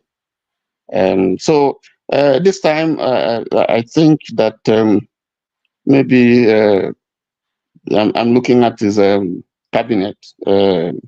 I hope we would not have the kind of job turnover, that we had in his first tenure. Even though I question, the character of some of those that he has appointed. But again, we'll see. 4 years will tell. As for the fire in California, so sorry that is happening. But I think to paint the picture that is the entire state that is engulfed in fire is wrong. And then I think we need to have some understanding of the chemistry of fire, because if you don't, then it's a problem. So I think Kenya should be a little bit take it easy, because if you look at the situation, it's not about how much would the Democratic with a Republican governor have done given the situation. It's debatable. That said, let's see what happens. Thank you. All right, thank you, Tony. Let's go to Bibi. Bibi, you're nice. Yeah. So, excuse me. I would say we know Trump is coming in, and for me, it's not about Republican or Democrat. For me, it's about policies. I look at policy critically, and I see which one works for the people, not just for me, but for majority of people that is fair. And we'll talk about the mass deportation, the flagship said. A lot of people are on hold for deportation under Biden administration. So I believe he's going to go for those people first. They're on hold they're on deportation list. And a lot of people are incarcerated. And of course, they must have committed crimes for them to be incarcerated. So yeah, I feel like it'll go for them first. So, but I don't know how, I don't really understand how, because it's kind of like a bogus thing. You just say things that he thinks his base wants to hear. Like mass deportation now, because you see farmers complaining that most of their workers are immigrants, and a lot of them are undocumented immigrants, because you know that in the farming industry, people are not paying, they're not paying them, they're not paying these people well. And America is a capitalist country. These people are not being paid well, and they are working under very, very, very bad conditions and no benefits. If they were to employ American citizens, they know what it's going to cost. The price of groceries is going to, skyrocket. You look at hospitality, they're immigrants. These people are not being paid well as well. It's the same thing. And don't forget that, like I said, America is capitalist country. All these corporations, they know what they are doing. They had the one employing undocumented immigrants because they still want to pay them $7.5, as federal minimum wage. They still want to stay with it because if you look at the hearing of the candidate that was nominated for the Treasury Secretary, Bezant, I don't know, I think he's a protege of George Soros, and he said someone asked him if he would raise federal minimum wage from 7.25, and he said no, it should stay that way. But so you see, they employ all these people. So I feel like and a lot of farmers are coming out to say that they don't want this, even though they voted for him, because we know the reason why they voted for him. It's just obvious. It's not about policies. So I would say, then I also buttress my point where when you say America first is good when you're first for your country, when you want your country to do well, is good. But does it involve all Americans? I mean, that America first, does it involve other Americans, Black Americans, Hispanic Americans? Because they're all stakeholders in the game. It's not just for white people. So that is where I draw the line. That's why I look at policies. So I will say that quickly as well. So American first and all that. And when you talk about taking Greenland and taking this and taking other countries, they are sovereign countries. So you can't just take because you want something. Doesn't mean you take, because you're doing the same thing. You're asking Russia. You're complaining about Russia, that Russia wants to take Ukraine. So if you're saying that you should go ahead and it's okay if you want to take Greenland because it's America, is looking out for America. That is why I said we want ruthless leaders, because people want things that Adolf Hitler did. He wants to take over people. He wants to take over lands. People want that, and we have people problem. That is what we have. Oh, because it's America, you should go ahead and take it and negotiate with them. It's not negotiating. It's actually threatening them. It's threatening their existence. So when you hear all that, that is why I said, I look at policy, it facts over feelings. I don't care if they're Republican or Democrat. I do not care for that, actually. So I care about policies that benefit me, the DEI program that benefits me, that give me opportunity to be who I want to be here, because I've invested in this country as well. So as every immigrant, one way or the other. Because if you look at how much this so-called illegal immigrants pay into American taxes, that's what they use in paying for a lot of all these things, Medicaid, Medicare. And somebody talk about that there's no taxes on Social Security. They are trying to cut Social Security. They want to cut Medicaid and Medicare. They are cutting that.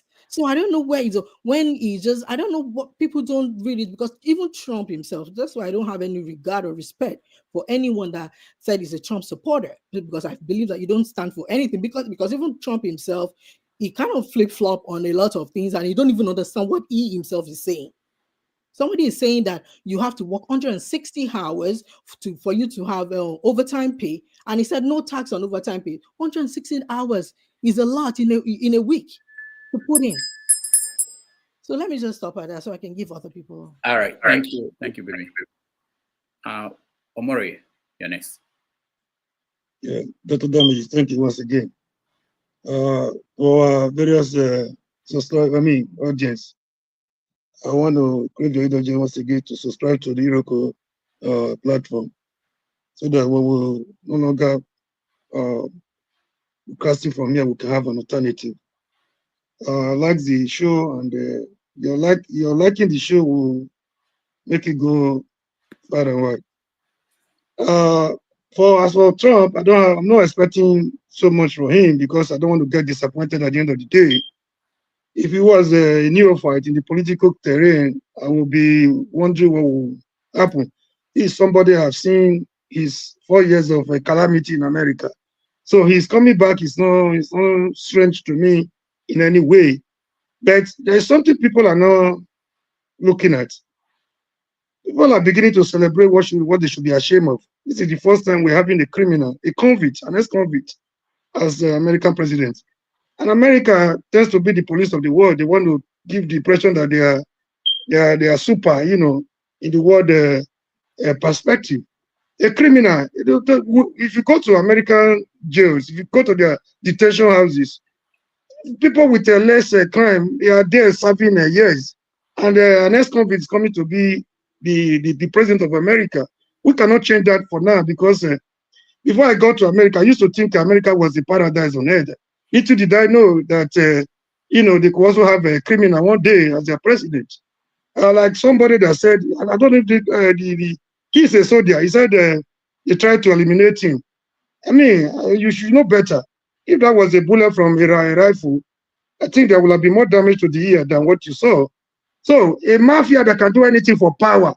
I was reading a book concerning this guy called Trump. He's with his connection with his billionaire friends and his dealings with the likes of Putin.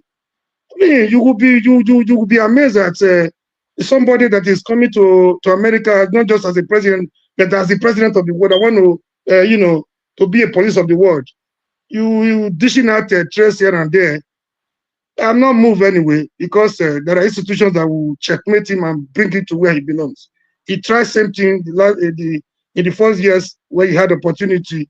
It's not about being a strong man. It's about building institutions. I'm not moved. He cannot do any shit. He's just coming to, he's a bully. He's a bully. And there is limit to what he can do.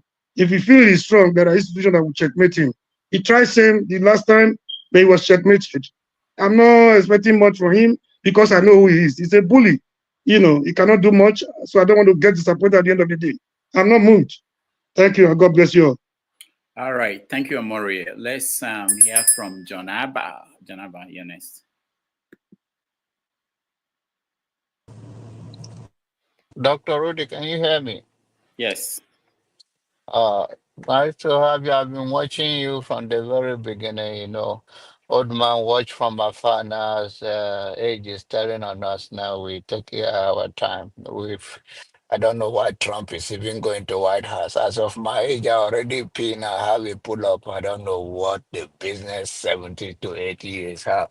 It's just like Tinubu. They wake up in the morning, don't know where they are.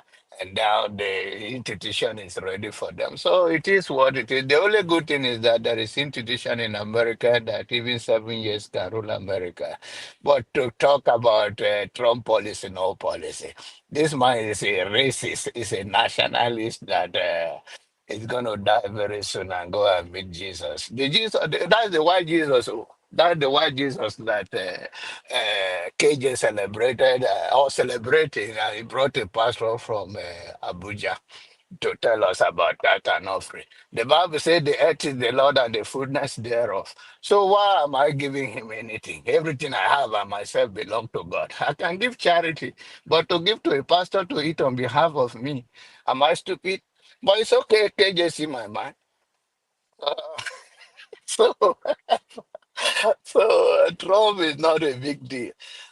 Trump is a man that is going to come and 4 years will go so fast. And we will be talking about different things. Another thing that our people waste time talking about Trump policy or no policy. It's all about personal interest. There's nothing more among the billionaires. So we should be talking about what concerns us, how we're going to build our life, how is our children going to look like when we are long gone. Are they going to still be in America or they're going to go to the world in Africa to shape Africa? Let's see beyond this narrative of America have anything to offer anybody. It's about interest. And some of those things, this is what we should focus. Life is all about interest. I come here because I have interest in Rudolph. Even though his glasses is wearing off, he's supposed to change it, but they are not subscribing enough, so he's still wearing the old one. I didn't do that. Someone didn't like what he's saying. But what I think, Janaba, It's my, yeah. So all those things doesn't make any difference whether Joe Biden children are on drug, Trump children are doing well. All is their own problem. I worry about Mao, seeing the black people working on the street, being drugged and all of that generational problem that they inherited and in poverty. Seeing Nigeria now all come here now become homeless. It's very rare to see Nigerian homeless in America. Now, if you go to Houston, you see them. If you go to downtown Dallas, you see them. Those are my own thing. How did they get here? What is their frustration? Anybody can become a victim of being a drug addict or any addict in this world. It's not about, it's a little thing can take you there and you'll be struggling. So all of those things we talk of like, he raised his children perfectly. That's not true. The earring should not be ringing on the senior citizen like my ear, but it's okay. It takes us to a different level. But it's all right. I don't have all those things. Trump, if we go to another topic, Trump is welcome to the White House. My paycheck is either he go less or go. I think I reached the level now that is a fixed amount. So I don't worry so much. Thank you. All right. Thank you, John Abba. Let me say that after Monday, all the problems of America will become Trump's problem.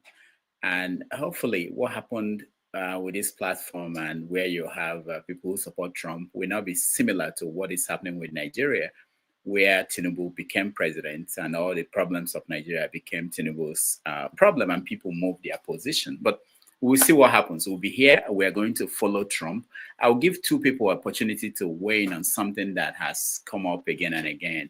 Trump was saying that one of the things he will change, which is something I think will impact some of us abroad, is that children who are born here to parents who are not American citizens, that they will no longer be acquire citizenship.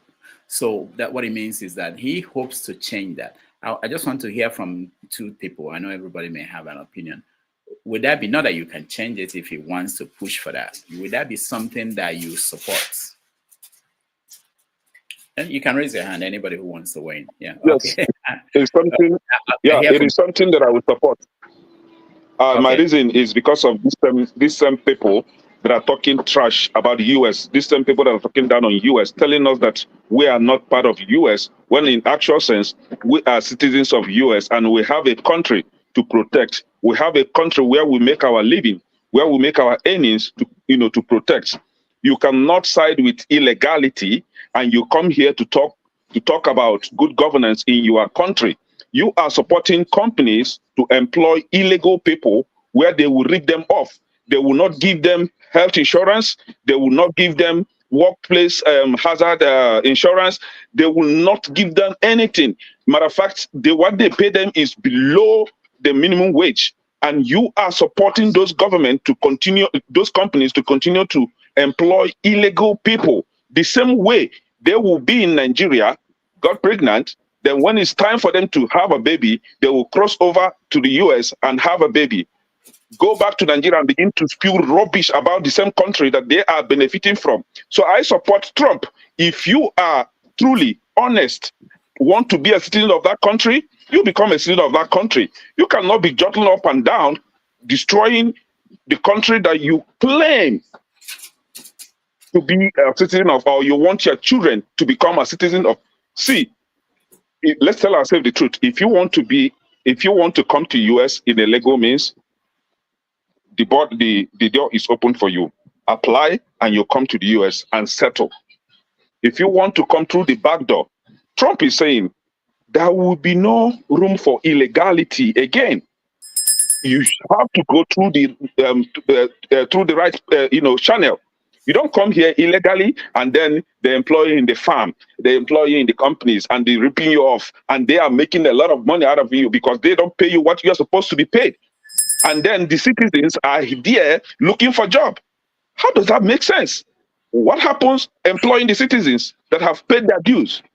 But no, you don't want to pay them. You want to rip the illegal immigrant off because you're giving them peanuts. And people are supporting this illegal means of employment. All right, thank you. People don't have character, honestly. Bibi, you're next. Unmute yourself, Bibi. I'm sorry. I want to say that he's talking about 14th Amendment, I think, about birthright citizenship. And it's in the Constitution. Like if you're born on the US soil, you're a US citizen, whatever comes with that. But my thing is, how is that a problem if you are born in America? Well, regardless of, it's just like saying that if you are born in America, you're not entitled to go to school because your parents are illegal, whatever that means. Because I don't think, in my opinion, even if you cross the border, every human being, it's a human right to cross the border to seek an asylum. It's for the country to turn you back. So it's not like, oh yeah, they have committed an outrageous whatever crime. But I would say that how is that a problem to when anybody that is born is in the constitution, people will fight it with him. He knows he can't do that, a lot of things. I think because like somebody said, maybe Tony, he said all kinds of things. So I'm not even like bothered about things like that because I know that is not going to happen. They will fight him. There's a system in place that will fight it with him. So that is not something that I'm worried about.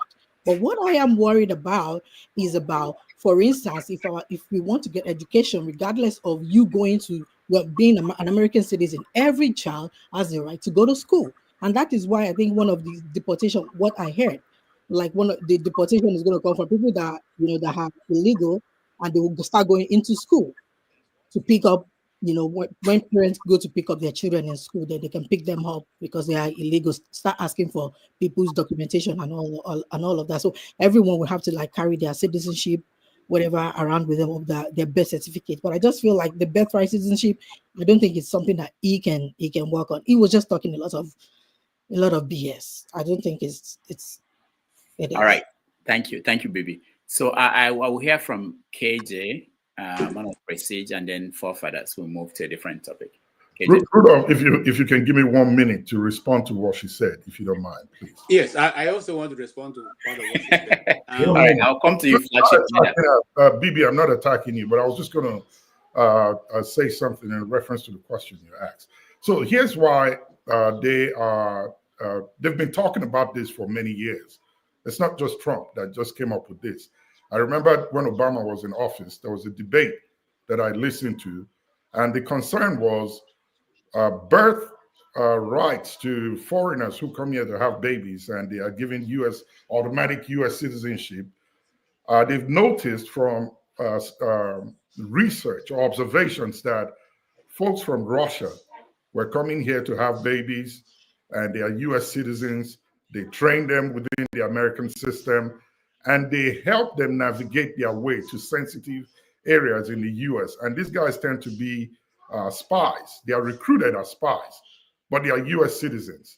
So they've been talking about how to mitigate that, because a lot of American data and security architecture is being breached or given out to other countries, and they're trying to figure out ways to stop that. So it's not just a recent debate that they are having. If you go to China, I don't know much about Dubai, but Saudi Arabia for sure, it's hard to get citizenship and find your way into important offices around such countries. So that's the line of thought. It's not like it's coming around to want to amend or do away with 14, but these are concerns that they have found, that a lot of American security information is being passed out to rival nations that are seeking to down America anytime in the future. That's why this debate is on. So it's not Trump. It's an ongoing conversation. Thank you, Flagship. KJ. All right. So I'll leave that. But I don't know. I think right now I've lost my train of thought, so you can as well go on to somebody else. All right. Man of Prestige. Sorry about that, KJ. Man of Prestige. Yeah, thank you very much. I'm not a proponent of illegality, neither coming here illegally or this bad right stuff, But like Bibri said, it's going to be very difficult for him to change that. In other words, it's in American Constitution, but for you to change it, Congress has to pass it, and it has to take about 2/3 of the Congress. Regardless, right, they control the Senate and the House. but they don't have the majority in terms of getting about 2/3 of each. So it's a difficult proposition that because most of the promise he promising is just to promise. We know how presidential election work. People promise, and some of them they're not going to be able to deliver. But I have a lot to say about particularly when it comes to KJ and Kenyan narrative, but that's their own prerogative. Okay, it doesn't bother me. My life is not going to change. My business, my work will still be thriving. But what I'm concerned, particular two of them, when they come here, they kind of cho about Trump and all that kind of nonsense. You are part of the people here. You condemning the kind of president you have with corruption and in Nigeria, and being somebody who has a felon, and you come here, you support another felon. What a hypocrite two of you are. So that's all I'm gonna say. But it is what it is. It's an opinion, and I respect your opinion. So let it be. Thank you. All right. Thank you, man of prestige. Let's go to forefathers. Greetings, Dr. Damages. Thank you for having me. Greetings to the panelists, the chat, and the viewers. Yeah, Trump is coming in. For me, I look at it from the point of view that I try to empathize with Trump followers, at least the core ones, like Steve Bannon and the others that believe the white majority is under threat. And that question is getting to a head. And I think when you understand that, you understand the core supporters of Trump. Hence why the idea that this birthright citizenship is not going to be challenged, think again. Because if those people fear that most of the bets are from Hispanics, Africans, Indians, and all the rest, yeah, they will consider removing it. You don't be surprised. And if you look at most of the European countries, it's almost as if the whiter they are, the more generous the system are to the citizens. But the moment foreigners start showing up, you start seeing that they start changing their attitude towards those things.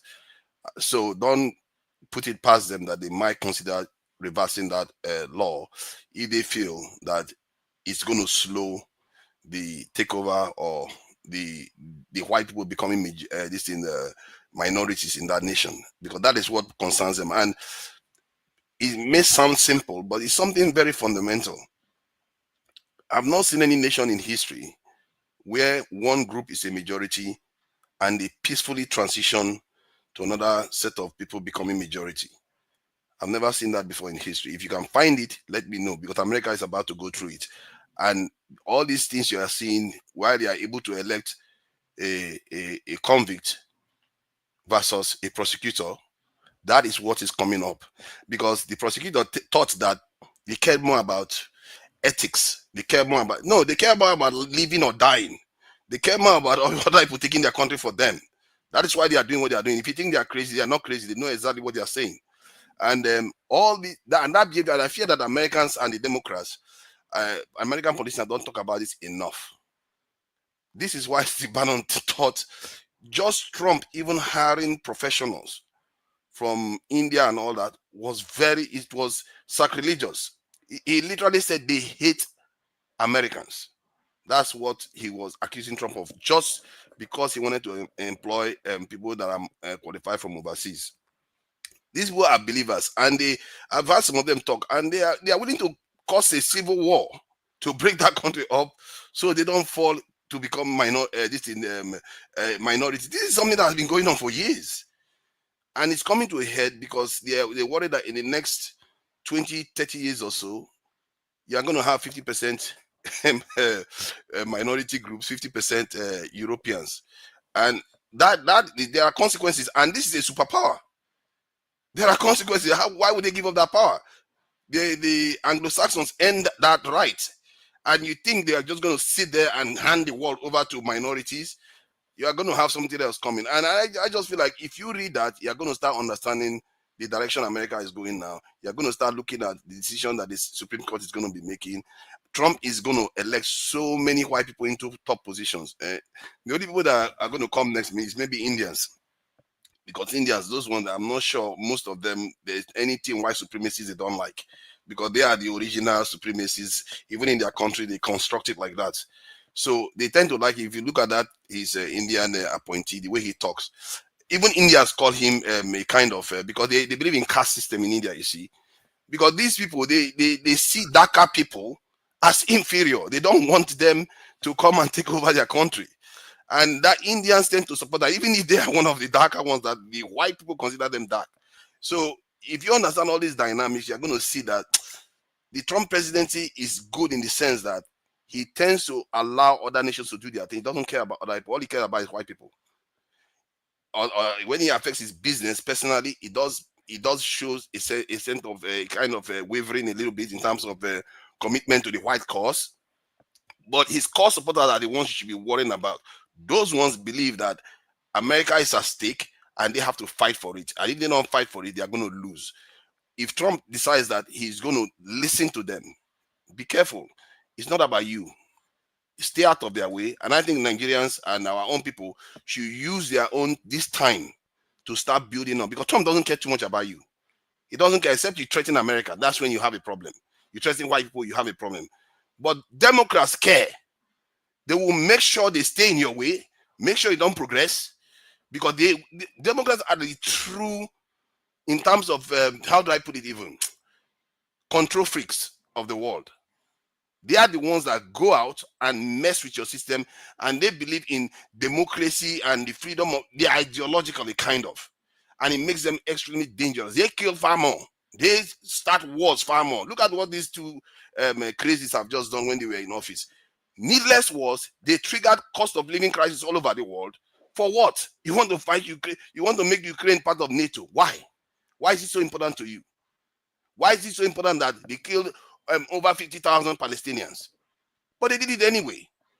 Because these people, the way they look at the world is very, very different. They are willing to up the ante until things get completely out of control. But look at Trump now. He's actually having conversation with China. And he's going to have conversations with Putin. He's going to have conversations with Netanyahu.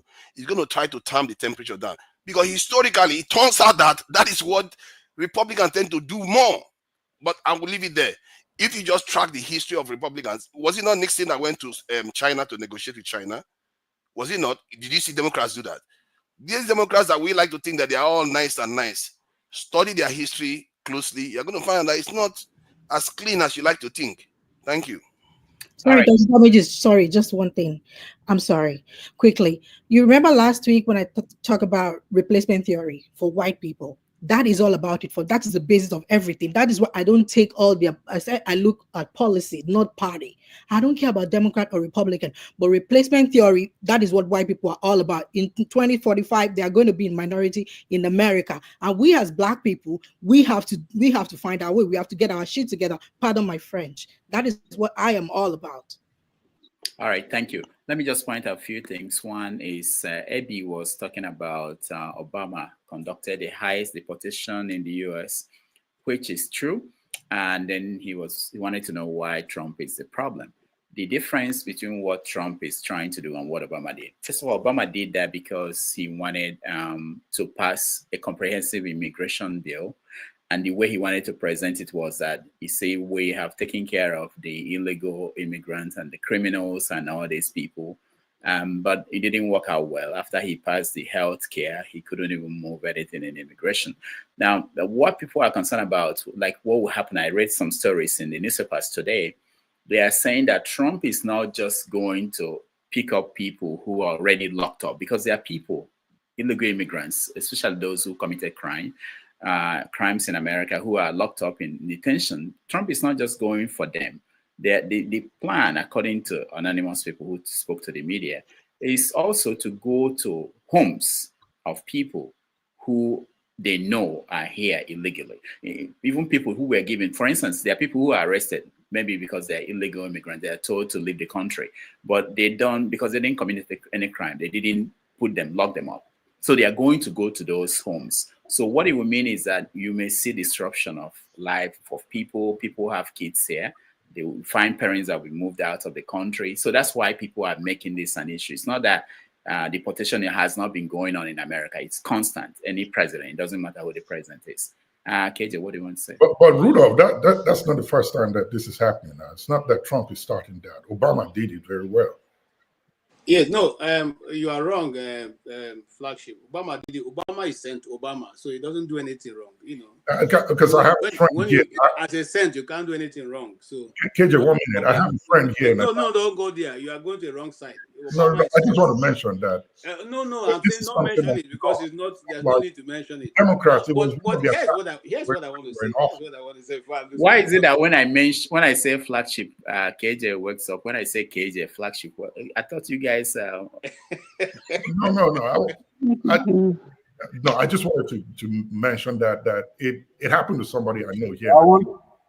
He was. Yeah, you see, the thing is, all these are speculations which we have seen before, and I want to discuss from a different point, Rudolph, if I may. You see, one of the things I've come to learn is that if you have favor, if you've called favor with the media, you are reported favorably. If you don't have favor with the media, you are demonized, and every of your action is read opposite. Now, there are many good things people have done, and because those people are not in favor with the media, they are reported as being the most wicked and cruel things that happen in the people's government. I'll quickly, rotate back to Nigeria, and I use myself as an example. The Igbo people and the struggle for the realization of Igbo land has been used by the media, and there have been a media blockade of what is happening in the East. Because if half of what is happening in the eastern state of Nigeria is reported on the news, Nigeria would have been on fire. But those extrajudicial killing going on daily basis of innocent young men are not being reported, and consequently the media blacks it out. The media have blacked out since the ruling of the Supreme Court. I mean the appeal court, that IPOB is not a prescribed organization. But till today, each time they say IPOB, they say the prescribed organization. They continuously refer to it as prescribed. So if the media decides to report you in a favorable light, perhaps the things that are being said will not be said the way it is said. So I say that because I sometimes have seen news, the original tapes of those news, and what they eventually report is totally different from what the original tapes are saying. So let's be mindful of that as we go into this era. Double check your information and be sure that what you are being told on your favorite television, news outlets are really the same real news that are going out there. I just want to say that. All right, thank you, KJ. The flagship. Oh, no. I think I mentioned what I wanted to say, that going to people's home is not new. They've been doing it for a long time. So the speculation that this is Trump that's starting it, I think is just wrong to just paint a dog a bad name. Okay. Can I? Yes. Talking about, I think some of us, today we will learn today and we'll begin to think deep. History. Republicans gave you the small rights that you think you have today.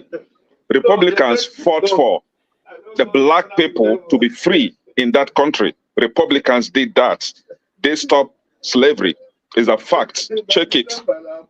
Now, talking about replacement theory, this is the replacement theory here. While Democrats are busy building abortion clinics in black communities, Republicans, while Democrats are busy building abortion clinics in black communities and fertility clinics in the white communities, Republicans said, no, stop this abortion. It is a sin against man, and it is a sin, it is a taboo against God. Stop it. That is the replacement theory. It is not a convict. It is not a fight between a convict versus a prosecutor. A backyard prosecutor anyway. It is a fight between a convict that is facing a political witch hunt versus a backyard prosecutor. It is a fight between immorality, sin against God, disrespect against God, and morality, protection against man, protection against, protection to life, right? Because a child, an infant, has a life too, right? They should have a right to live. Not one careless mother decide to abort the baby at will because she is not comfortable with the pregnancy. Who asked her to open the thing in the first place? If you are willing to open it, you should be ready to keep it. I am not talking about medically related reasons. That is very understandable. If it is something that will affect life, you are free to take it out, right? Discuss with your doctor. But careless ones, the ones that jump from one man to the other, carry belly all the time and abort it at will with taxpayers' money. My tax money, use it to commit a sin against God. I say no, right? So you're talking about somebody's talking about drug. No, we have Biden giving them pipe to smoke, to take drug as much as they want, destroy yourself. And we have Trump rehabilitating them, telling them that it is not good to be on the street to take drug. Come, we'll rehabilitate you and put you back to the society so that you be useful to man. You'll be useful to your society. So see, the earlier we begin to understand that it's a movement, a satanist movement against the children of God, which you are, unless you've decided not to be created by God, unless you've decided to have fallen from heaven, that is okay. But as far as I'm concerned, yeah. Where did Biden give people pipes? Oh yeah, it is the record. California, Los Angeles, on that street. It is on record. I can pull it up and share it right now. You can share it for everybody to see. Give them pipe. They say giving them pipe will make them to take the drug in a most secure and safe means. In this country, we all witness that. This is not the first time you said it on this platform. Oh, okay, thank you. Bibi, one more reaction, then I will end up. I know, Dr. Damages, I'm just looking. That's why I said we need live fact check. You have to really get to because this is how misinformation spread. I'm telling you, this is exactly what people take from this, because a lot of people are listening and watching what he's saying, and a lot of people are lazy to do research anyway, so they just take this and run with it. How can you say you're talking about abortion, you're talking about morality? What about morality about rape? What about school shooting? How is it pro-life when before they are born, but why isn't it pro-life when after they're born, after birth? What about mass school shooting in America? So this is not about Republican or Democrat. I don't know what you're talking about, because I don't know. I'm not fighting you that you're a Republican. Whatever you are, you can be. That's your choice. It's your prerogative. But I'm saying that you cannot say you are pro-life until after children are born, you cannot give them breakfast and lunch in school. So we have to look at things. You have to really look at things as a whole, not just to pick and choose, or Christianity, or you are the moral police that will judge people or that will say they spread their legs. What does that even mean? Do you know what women go through when it comes to abortion? You don't even know that abortion is not just, and Planned Parenthood, like somebody type, is not just for abortion. So you should really do your research, Kenneth. Please don't just come and give narrative. I don't want to use some words because we have to be respectful, but just feel like you should be cautious of what you say. And no, be free, use any word. No, I can't. I'm just saying that you should write to read more, because you can't just give unintelligent feedback on things. That's not how things are done. You should really learn the history of America, learn what is going on. That will make you to understand how to react to things and what. Then you can't just pick and choose about morality. Nobody can judge anybody on morality. How can you say Dr. Dame, just a minute. No minute. Just let me count again. Because how can you say rape is okay? Raping children is okay. Look, Dr. Morality, if you can have a live fact check on the screen and look at the state that have highest case of incest and rape and all that, look at that. Look at higher schools that are not that are a state that list in education. Look at it. It's not about religion, about loving Jesus. If Jesus were to be alive today, because Jesus gave progressive views, if Jesus were to be alive today, he said, feed the poor. He said, love everybody, love people regardless. Why are we picking and choosing? The fact is that we've already onboarding what has become. People should live with that. I know I'm not here to banter who is moral with you, because I'm not going to pick and choose what morality means. So it's not about people, because I feel offended as a woman when you said they spread their legs and do all that. That is very offensive. You shouldn't be saying that. That shows that you don't have knowledge of what you're talking about. All so right. Please. Thank you, Bibi. Thank you, everybody. We have to move away from this topic. I see people in the backstage. They want to join us, and people who are in. But we come back in a minute. Let's take a break. I believe I want to show a few videos. Pontificate about a free press. You pontificate about a free press. You are hurting me. You are hurting me. You are hurting me. I'm asking questions after being told by Matt Miller that he will not answer my questions, and so I'm asking questions. Saying that Israel's doing genocide and extermination, and you're telling me to respect the process. Criminal, why aren't you in The Hague? May 31st statement to block the ICJ orders. You blocked the ICJ orders.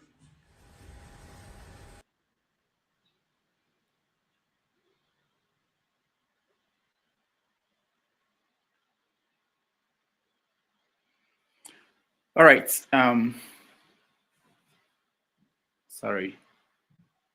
I wanted to play our man, come back to our man, the man of the week. By recognition coming from the Department of Okay, just say I move for the rescission of my first motion. Okay. Of my amendment, yes. I rise to move the motion as the decision move as amended. Thank you, Mr. Speaker. I move to rescind the decision, the resolution of the first motion. I move. Okay, Mr. Speaker, sorry, sir. I rise and I move to the issue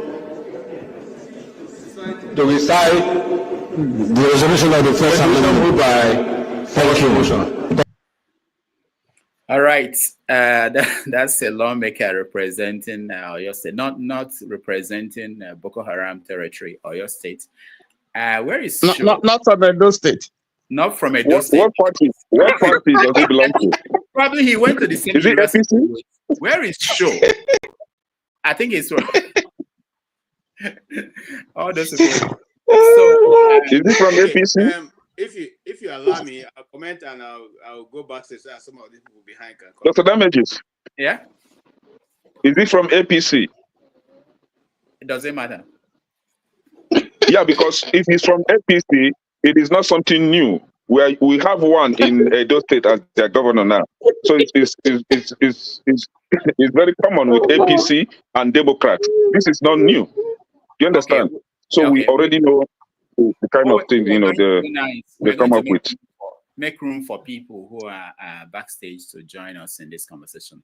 So okay, let me drop my last sentence and I will go, please. Okay. One sentence. Yes. Somebody, I think it was 2 Nigeria wrote on the comment section that all the wars we could think of in United States, ranging from World War I to Korean War and all that, all of them were caused and aided by Democrats. That is one. 2, talking about birthright, citizenship and all that, right? Countries like UK, they don't have it. You don't become a citizen because we're giving birth in the UK. And that is what exactly, if possible, what Trump is trying to, enforce in the United States. So it's not new. We've seen that in the UK and other countries. They are doing that. So why is US different, right? And again, when you try to educate some people here, just like Flagship and KJ is trying to educate some people, they are refusing to be educated. That is what is really, really annoying me. Not that they cannot hear. They can hear, but they cannot assimilate. They cannot put it in their score. That is the problem. And these are the same people that claim to be educated because they can speak English. They think they're educated. But when you don't learn, I don't know. But the fact is, Trump is coming. So we all should embrace this fact that he is coming to become your president. But if you think you will not be comfortable while he's the president, the door is open. You can go to Canada. You can go to UK. You can come to Nigeria. We can stay here and enjoy Offensala. But the fact is, he's becoming your president and he's going to implement policies that is going to benefit you. That is the fact. So we should try to be losers in a happy way. You cannot be a loser and you're killing yourself. You can change it. Sometimes some things you can change. So bear with us. We are going to rule 4 years. After 4 years, 8 years is coming. After 8 years, we're going to sack Democrats. Bye-bye. Thank you. All right. Thank you. Dr. Rudolph, the Iraq War was not started by a Democrat. Yeah, it's too hard to follow and correct all the things that Ken talks about. But I want to welcome Ike. Ike, welcome to the show. Paul, welcome to the show. I see Jide and James at the back end. If you allow me to make my comment, I'll give way for. Okay, go ahead. Go ahead. Okay, I just want to say, with the that media that was you played. First of Anthony Blinken, I think sometimes you see these things. We should see more of this kind of thing in Nigeria. You see, and I will not, I will not blame any journalist if you fail not to do it, but I will probably say that those who are bigger, like those owners of the media who still practice journalism, people like John Momo and Nduka Obaigbena, should be able to ask such questions. Should be able to look at this. Did you say Nduka? Nduka. It's not what's his name. What's his name? Nduka who? Obaigbena. The one that at this day news. Nduka Obaigbena. You said he should hold the government accountable. He should be able to, because these are his friends. He should be able to hold them. All right. Them questions that needs to be asked.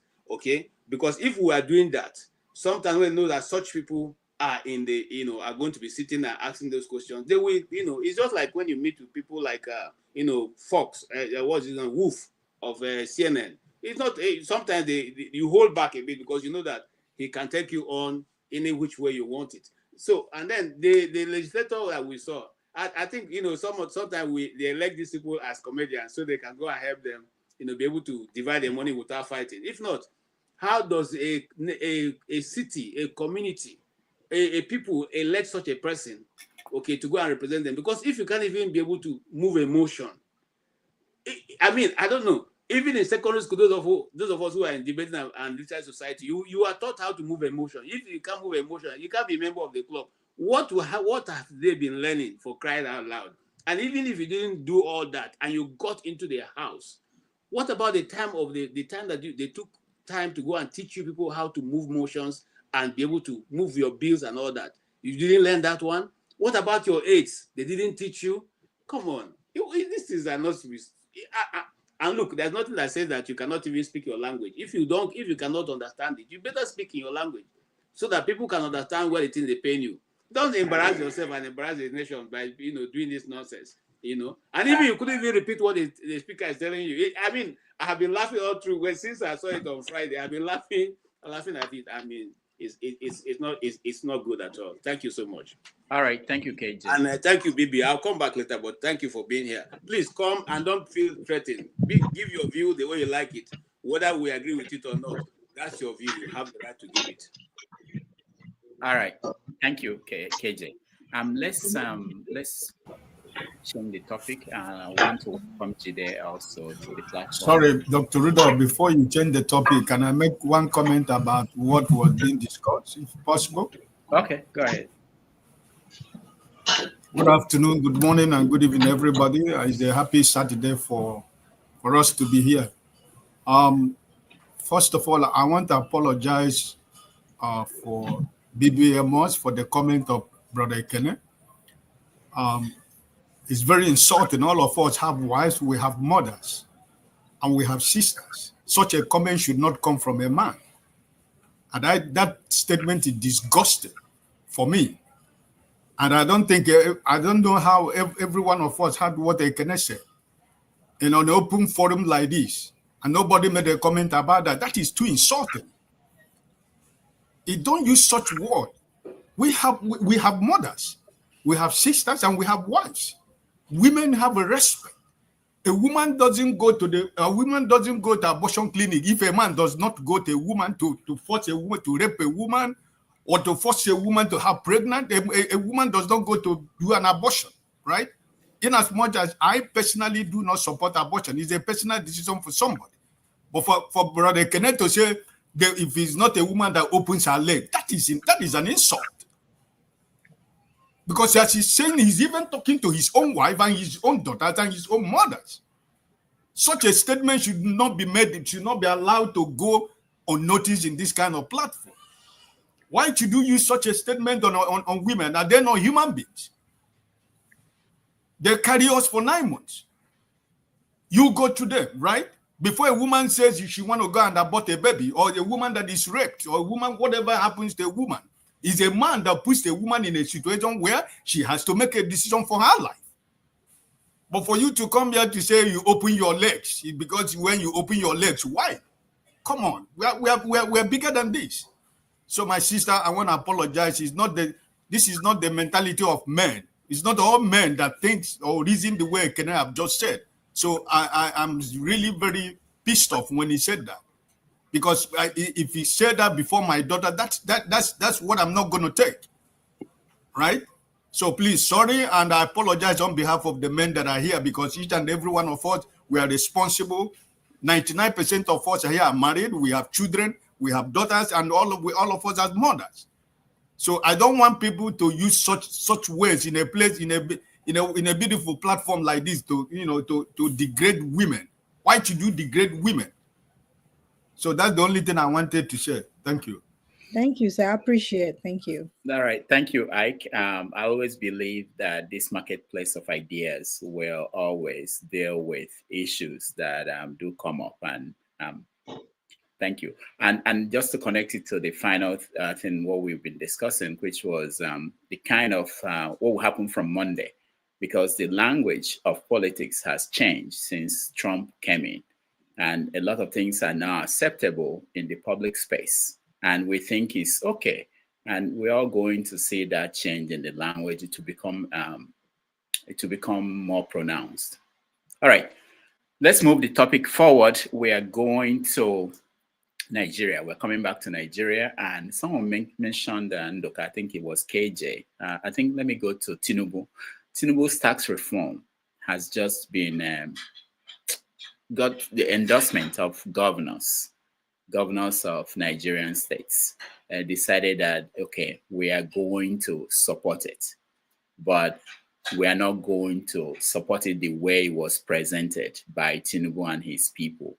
So let's go there and talk about what does that mean, because it's a win for the president. Even if they cut down on the percentage that we go to states that derive the resources.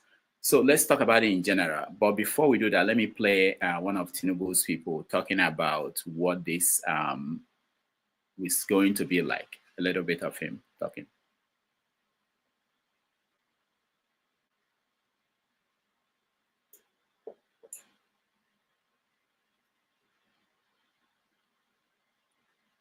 Structural. Do you know how many times Nigeria removed fuel subsidy in the past? I've lost count. I don't know anybody here who knows how many times since independence we had removed fuel subsidy. Why is it that it's always coming back? Does it have 9 lives? It was because we thought we removed subsidy, but we knew we did not. You can only remove subsidy when you set the market structures for price determination. If that structure has not been set, you know what? Even when the president said May 29, subsidy was gone, we didn't set that market mechanism, was not set. So people started looking at the price. NNPC said, don't worry, that's not the price. NNPC said, the price is this. NNPC was setting the price of PMS. Before we could blink, subsidy was back. And the other thing about this subsidy is that the level of fraud and corruption inside it is better imagined. Because the incentive for fraud is so huge, there's almost nothing else you could do but to remove that subsidy. As painful as it has been, I believe that it is the necessary decision that we eventually took as a country. And we can now say that for once, subsidy is gone. I'm not sure I'll be very popular with these words I'm saying, but it's good that this is being recorded. Maybe about 2 years later, some people will watch it and say yes. Now, I'll tell you, in terms of what is, 3 things that stand out for me. One of it is economic stability. Okay? You know, stability does not mean that you are in the place you want to be. It means that you stop going up and down, because not knowing whether you're up or down in itself is stressful and it can be painful, right? Market confidence is returning. Do you know that one of the indicators is when foreign portfolio investment is coming?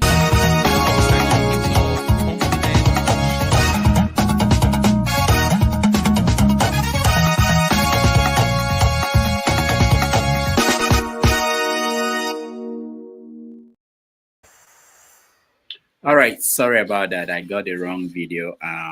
But I hope most of you have been following the debate about the tax bill, and the resistance was coming from the north. They didn't want the government to change the structure where the government distributes money using this structure where there is one that is shared amongst everybody in the country, every state in the country, which is called equity, 50%, and then there's one that is shared according to the population of each state. So if you have more people, you get more money, and then there's an aspect depending on now shared to the states according to how much they were able to put into the system. Let me start with you, forefathers. What do you make of the governors turning around to support the president on this key issue, reform that he wanted to make? Thank you for that. I think maybe they feel like it's neither here or there. Because if you look at the bill, it's not going to change that much on the ground. From what I gather, it's not even designed to raise more revenue for the government, which for me is like, what is the point then? It's just to allocate money to different areas. And the fact that the tax bill is going to favor the South is not in dispute, because from what I gather, some of the changes that were made in there includes tax relief for small businesses and stuff like SMEs. And you know where most of the SMEs are concentrated. It's mostly in the South, and if we look at the South, it's mostly in the Southwest. It's going to be concentrated. So they are going to get a lot of the benefits that flows from that. And when it comes to payment of tax, the people that have least, it tends to hit them harder. And if you look at that from that point of view, you're going to see that it's going to hit the North harder. So the southern states generally are going to benefit more from it. Hence, not surprised the northern states are questioning the tax bill, because the people that is going to affect most will complain. But I think all in all, if it's going to clean up, I'm not sure what it's going to truly do. If it's actually going to streamline Nigeria's taxing system, and it's going to enable the government to actually be able to collect, especially more tax in an organized manner, that is a good thing. Sometimes nations, not everybody is equal in nations. We have to start getting familiar and okay with that. America, the America itself, not all states are the same. You know, it favors some states than others. The same thing in the UK. In all countries, you have that. So the northerners blocking it because of it doesn't favor them, I don't think it's a viable argument for the sake of the nation and for our greater interest. It's not the best argument for that, even if it is a fact. Some people, when you tell them that it's going to favor the Southwest the most, they'll just get triggered. Like, why are you saying that? As if it's not true. If it is true, it is just what it is. But for me, that is part of being part of a nation. Even in a family, not everybody is the same. So that's how I look at it. And the only area that I'm quite disappointed by is that it's not necessarily designed to raise more revenue for the government, because I thought that should have been at the core of it. If the government have more money, they can leverage that to get more money from financial institutions overseas to be able to carry out more projects in Nigeria. Most nations live on debt. Why is it that African countries cannot get it? Because we don't generate a lot of internal revenue. That is the problem. That's basically what international organization use to give you a kind of credit rating, really, because they're going to look at how much can you generate every year, and then because of that, they will say, okay, this is how much we can give you that you can reliably pay back or service. So I have a little bit of disappointment that it's not designed to raise more money, but Apart from that, I don't think it's neither here or there. Thank you. All right. I just want to point out that I think it's designed to raise more money. They won't be doing this if they are not going to raise more money. That's what I was told. No, it's not. It's not. It's going to raise more money in several ways. But let me hear from you guys. Let's start from Paul. I know that I went off, but Paul came in. I wanted to hear from people who came in just now. Paul, go ahead. Welcome to the show.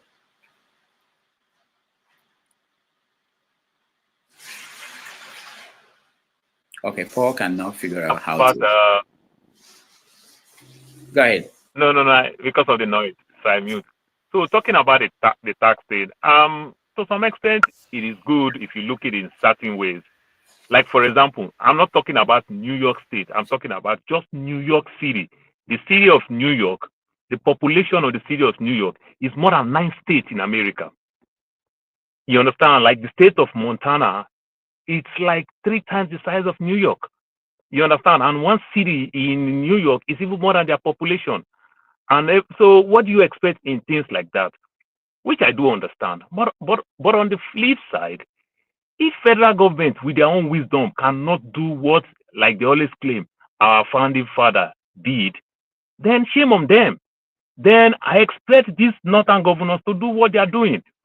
If federal government wake up and start making a lot of revenue from cattle, if they start making a lot of revenue from the lithium, the other things, all the minerals and the natural resources we have in the north, do you think the northerners will make money?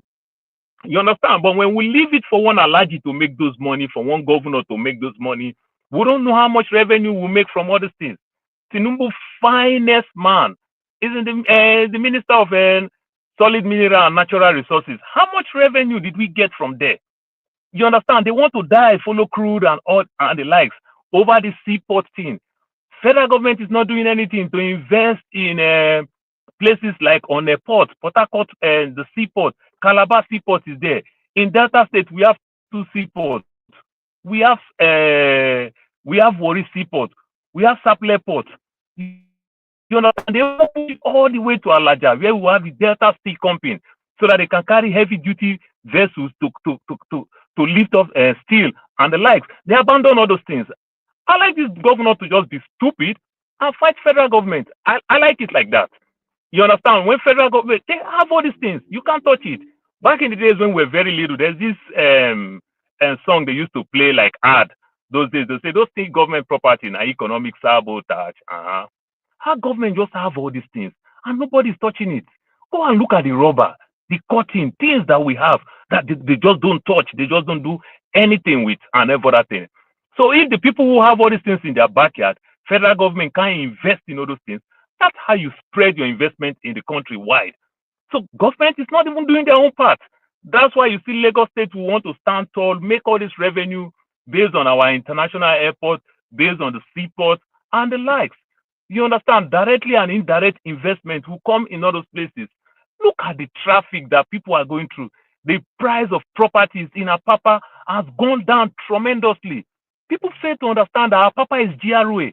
As we have Ikeja GRA, that's how we have Apapa GRA. Colonial master back in the days, like they call them. I know Fofara don't like those words. They live there. How does that property started going down? You understand? Because of the traffic and everything, business can't go well. So if these guys will frustrate federal government, go and invest in all those mineral and the natural resources we have scattered in the whole 36 states, then we'll be making money. If they are making all the money in Zamfara, how much revenue do we get from gold? Remember, Zamfara don't even have an airport. You understand? But Buhari played a no-flight zone for many years because of their stealing gold. This guy will fly shopper, they throw weapons to these people, and they carry gold. That's why you get gold very cheap in some places like the Middle East and Indian. They just come our country, they take all this gold and the likes. You understand? Look at the fight. Look at what Trump is fighting over Greenland. You understand? Is it the snow there? No. The natural and the mineral resources that they have under those things there. That's why Trump is fighting for those things. Even when he's a NATO member, the place is protected. You understand? For the greed of how we make money. But our federal government don't do anything. You understand? Neither they will continue to kill all my family just because they want to make money from crude oil and the likes. Look, I like the fight. I like the governor to continue to do stupid. If government invests, like I said, because Lagos used to be normal capital, if government go and spread investment, put money on those investments and buying cars and furniture every year. If they put investment in everywhere, tell me whether these states will make their own revenue. That is where I'm coming from. So I like the fight. All right. Thank you, Paul. We're giving everyone 3 minutes to weigh in on this. The governors agreed to keeping VAT on the basis of 50% equity. They want that to remain what it is at the moment. 30% derivation. So what it means is that if it's coming from your state, you get 30% of that for those states. And then 20%, which is the current thing for in operation. So you're moving from 20 to 30 for derivation. But what the initial proposal was saying was 60%. So Jide, Wayne. Yeah, thank you so much, Dr. Damages. I would like to continue from what Paul emphasized on a lot of things. So I'll continue from that. I'm going to talk about it from an historical perspective because so this is my major point. Nigeria is still under colonialism. It's simple. Like, I don't want to go into going back and forth about Nigeria is still being colonized. 1960 is all a farce. We are still under colonialism. So if you look at what happened during colonial era in most of African territories, you would see that when the so-called colonial masters like Paul called them, our forefathers was not like, I don't like it, right? These colonialists, they exploited our people and took tax that they never had. They took tax from them. In fact, the Gari that we are now consuming in Nigeria, if you go look at the history of Gari, it's connected to the tax exploitation of our so-called colonial masters of that time. I don't want to go into the nitty-gritty of that time, but there was heavy taxation on the people when they did not have anything. Now, I will now connect it to the present. Why do I say we still have colonialism in Nigeria? The elites of Nigeria, they are now those so-called colonial masters. They are now them now. So they put them there, they left, they put them there to represent their interests. I have just 3 minutes. I said that Paul mentioned something about the resources that we have in Nigeria and why they've not been harnessed to generate revenue. So there's something we need to understand. I've talked about this before on this show. In the 1980s, Nigeria signed an agreement. That agreement is still being implemented up to now. It's still on course. It has not expired. Which was called the Structural Adjustment Program, where the Nigerian government, the Nigerian state, cannot harness its resources for public need for the people of Nigeria. It should be controlled by multinational corporations or private entities. That's the reason why the resources of the Nigerian people cannot be used, cannot be harnessed for the development of Nigeria. Look at what they did in Libya when Muammar Gaddafi nationalized the oil in Libya. Look at what they did. Libya never borrowed money from IMF and World Bank. They never borrowed any money from IMF and World Bank. And Libya was called a sponsor of terrorism. And look at Libya today. Look at what they did to Libya. That's to tell you what we are fighting against. But we don't realize we are fighting against it. So the point I'm making is that these policies that have been implemented by the Nigerian government are a manifestation of why we need to understand that we are still under colonialism. These policies are colonial policies. They are there to entrench and make the people miserable. I'll just stop there. Thank you. All right. Thank you, Jide. We'll go to CM. CM, you are next. Okay. You see, my quick take on this on this tax bill and the sort of amendment on it by the governors and Tinubu is this. You see, the way the president sounded at the outset, that the tax bill has come to stay, and then he took some intervention, particularly in the north. They felt it's against them. They threatened the fire and brimstone unless something is. In fact, one northern politician said it should be thrown into the trash can. What I want to what I want the president to know is this: if you will continue like this, it means that any other policy you bring out, they will go and tell you that, look, we need to amend it. Otherwise, it will, sort of twisting your arm. If you are not sure of a particular bill and what we are going to get out of, you don't bring it just to score political points. I do not see why we should change the tax bill in which you said 60% should be for derivation. In other words, you want people to go and then look in west and see what they could do to be able to bring up something. And then they are now forced to change it to 30%. When you said initially that population should be 20%, equity should be 20%. Now they are making equity 50%. It's like they are running the government for you. It shouldn't be. I do not see. Left for me, we share something. Nigerian resources should be shared based on 5% for population. 5% should be for population, 15% maybe for equity, 80% derivation. Everybody should be able to work hard and then bring something to the table. And this sort of what this reminds me of, sort of what this points to is Tinubu should be fast in his restructuring. You can't be, what you want is that to do something for themselves, give them the power, share the weight of the federal government, remove so many responsibilities from the federal, give them to state. You cannot be having lithium in your state and you are borrowing money. You can mine it, keep 80%, bring out 20%. This is what we need to do. We can't be practicing feeding bottle democracy in 2025. That is what all these things are. Not all these half measures. You go back. You are not doing anybody a favor. Some states have coal. They can partner with anybody and generate electricity at least for themselves. So why should we be doing all this? That is what this thing tells me. To me, Tinubu is not fast enough, and I want him to be very, very fast in restructuring all these things he's doing through the back door. Thank you. All right, thank you, Sam. The flagship. Thank you. So can you hear me? Yeah, go ahead. We can hear you. Okay, good. The fight that is going on right now, I think it's not fair to say all 36 governors were in this fight.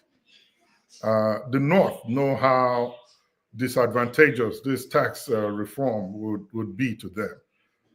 There is nothing that they are producing right now. Don't forget that the North is being ravished by insecurity.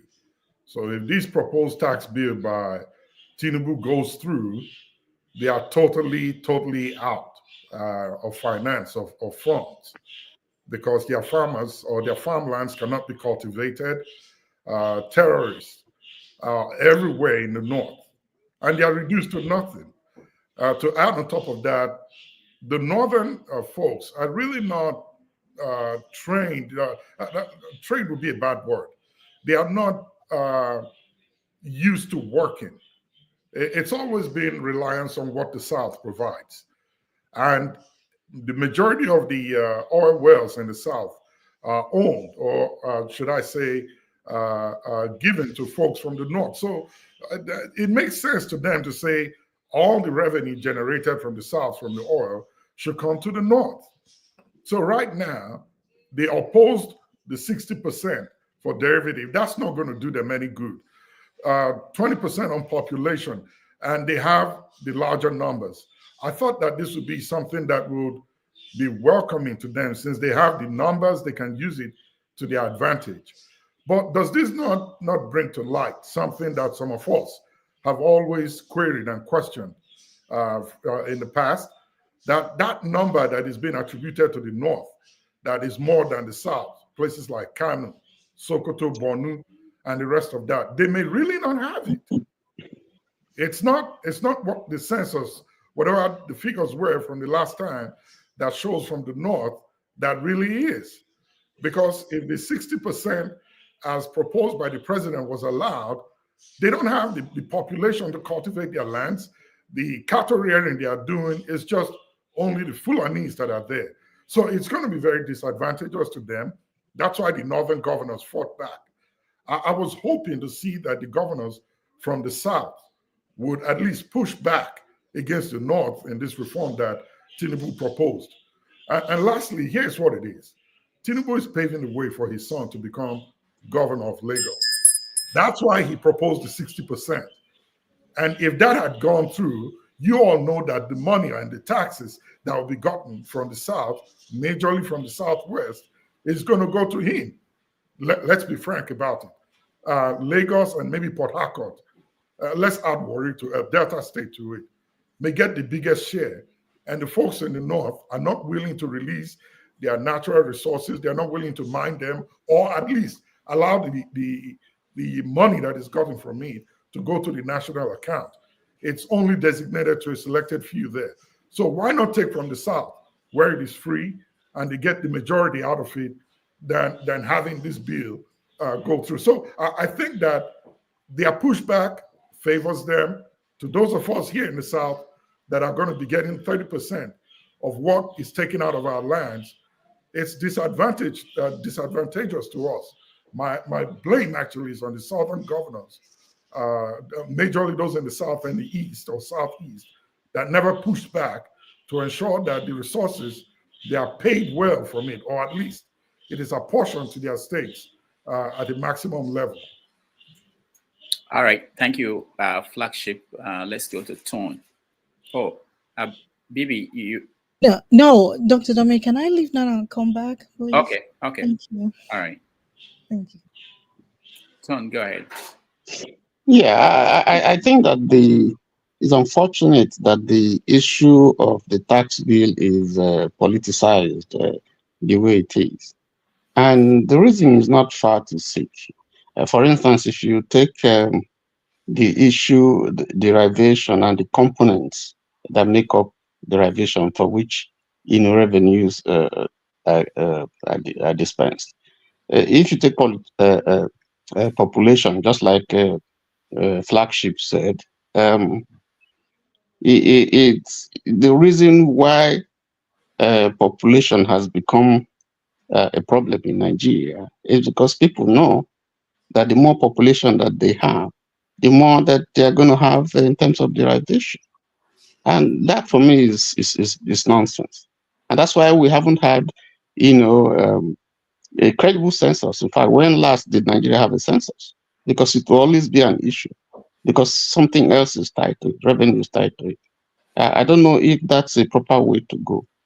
But that said, I think that, if you look at all the various zones and states in the country, I don't think there is any state that does not have some endowment, whether solid minerals, whether whatever, and I think it's the failure of those states and the institutions concerned to exploit, the resources that they have and use it for their own benefit. That is generating this stuff. The governors, of course, will fight back because they know the more money they have from the federal, the more they can do whatever they want, the more they can pocket.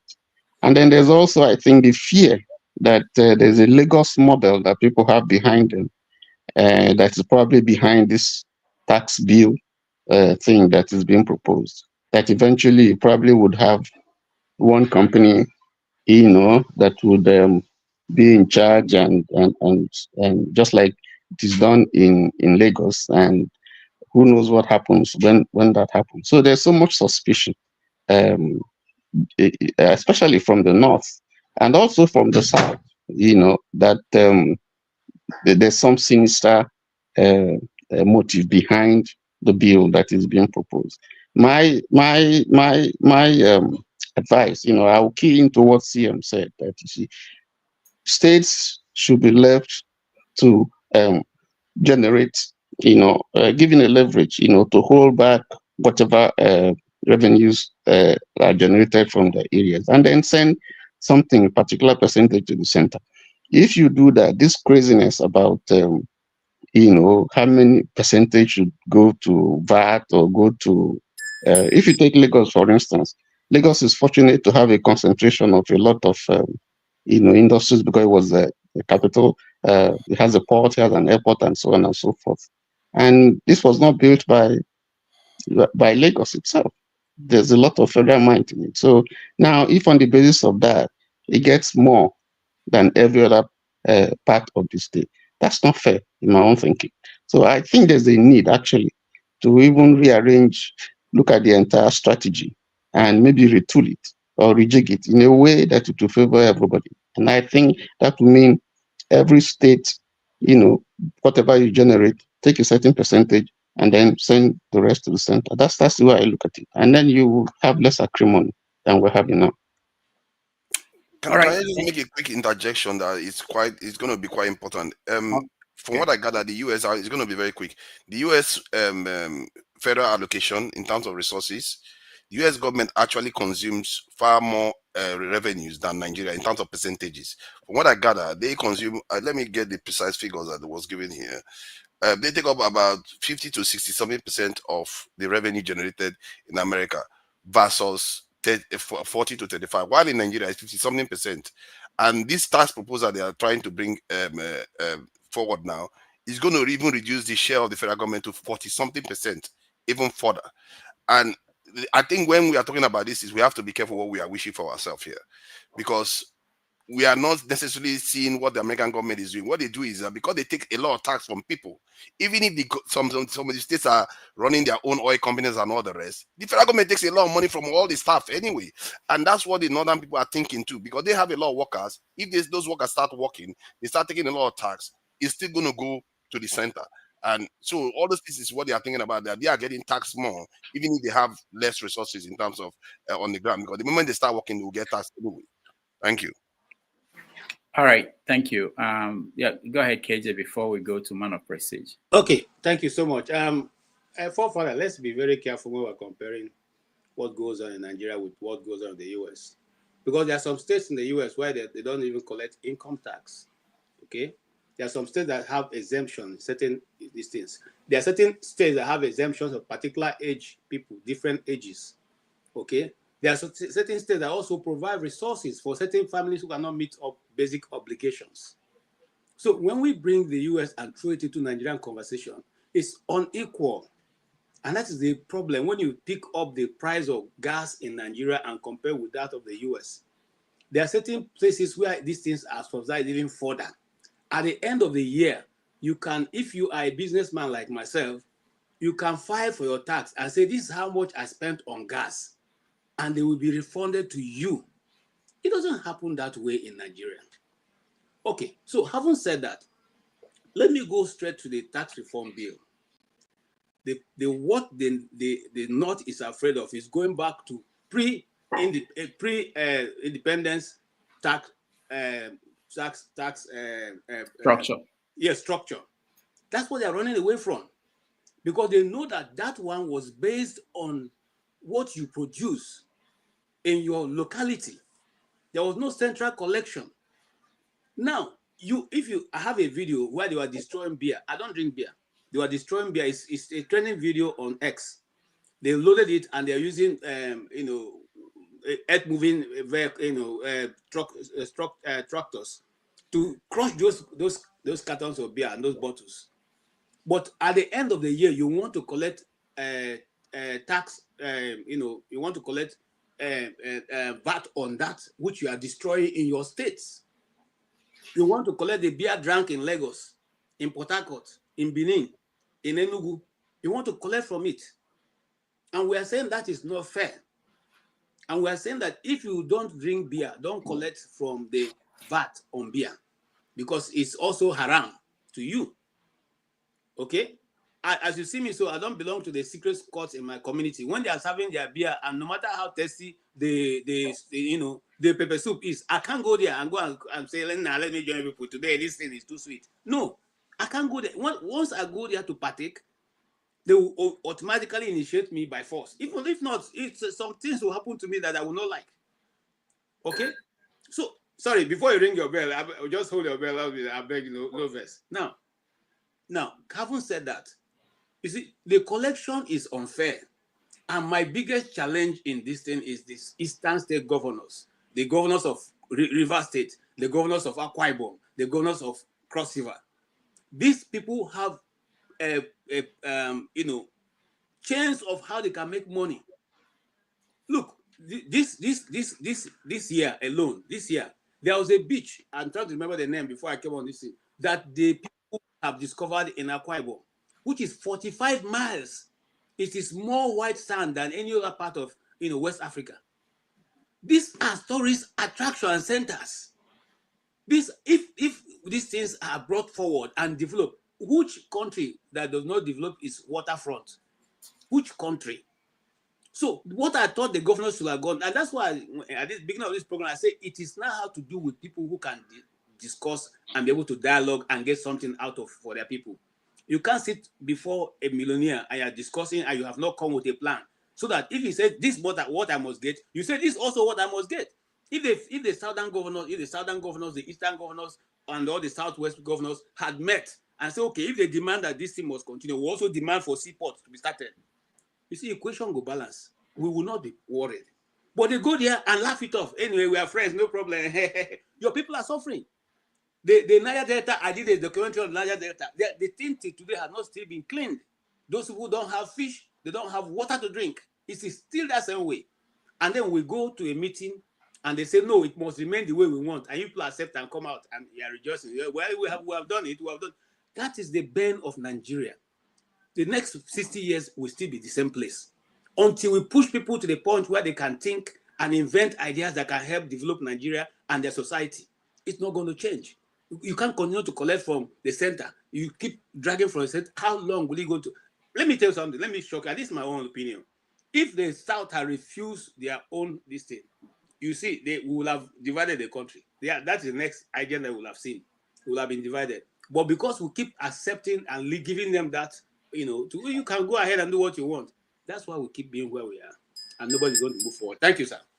All right. Thank you. Man of Prestige, hold on, okay? Before you speak, let me just remind our audience that tomorrow on 90 Minutes Africa, we have Dr. Moses Paul joining us. He's an author and thought leader in Free Nigeria movement.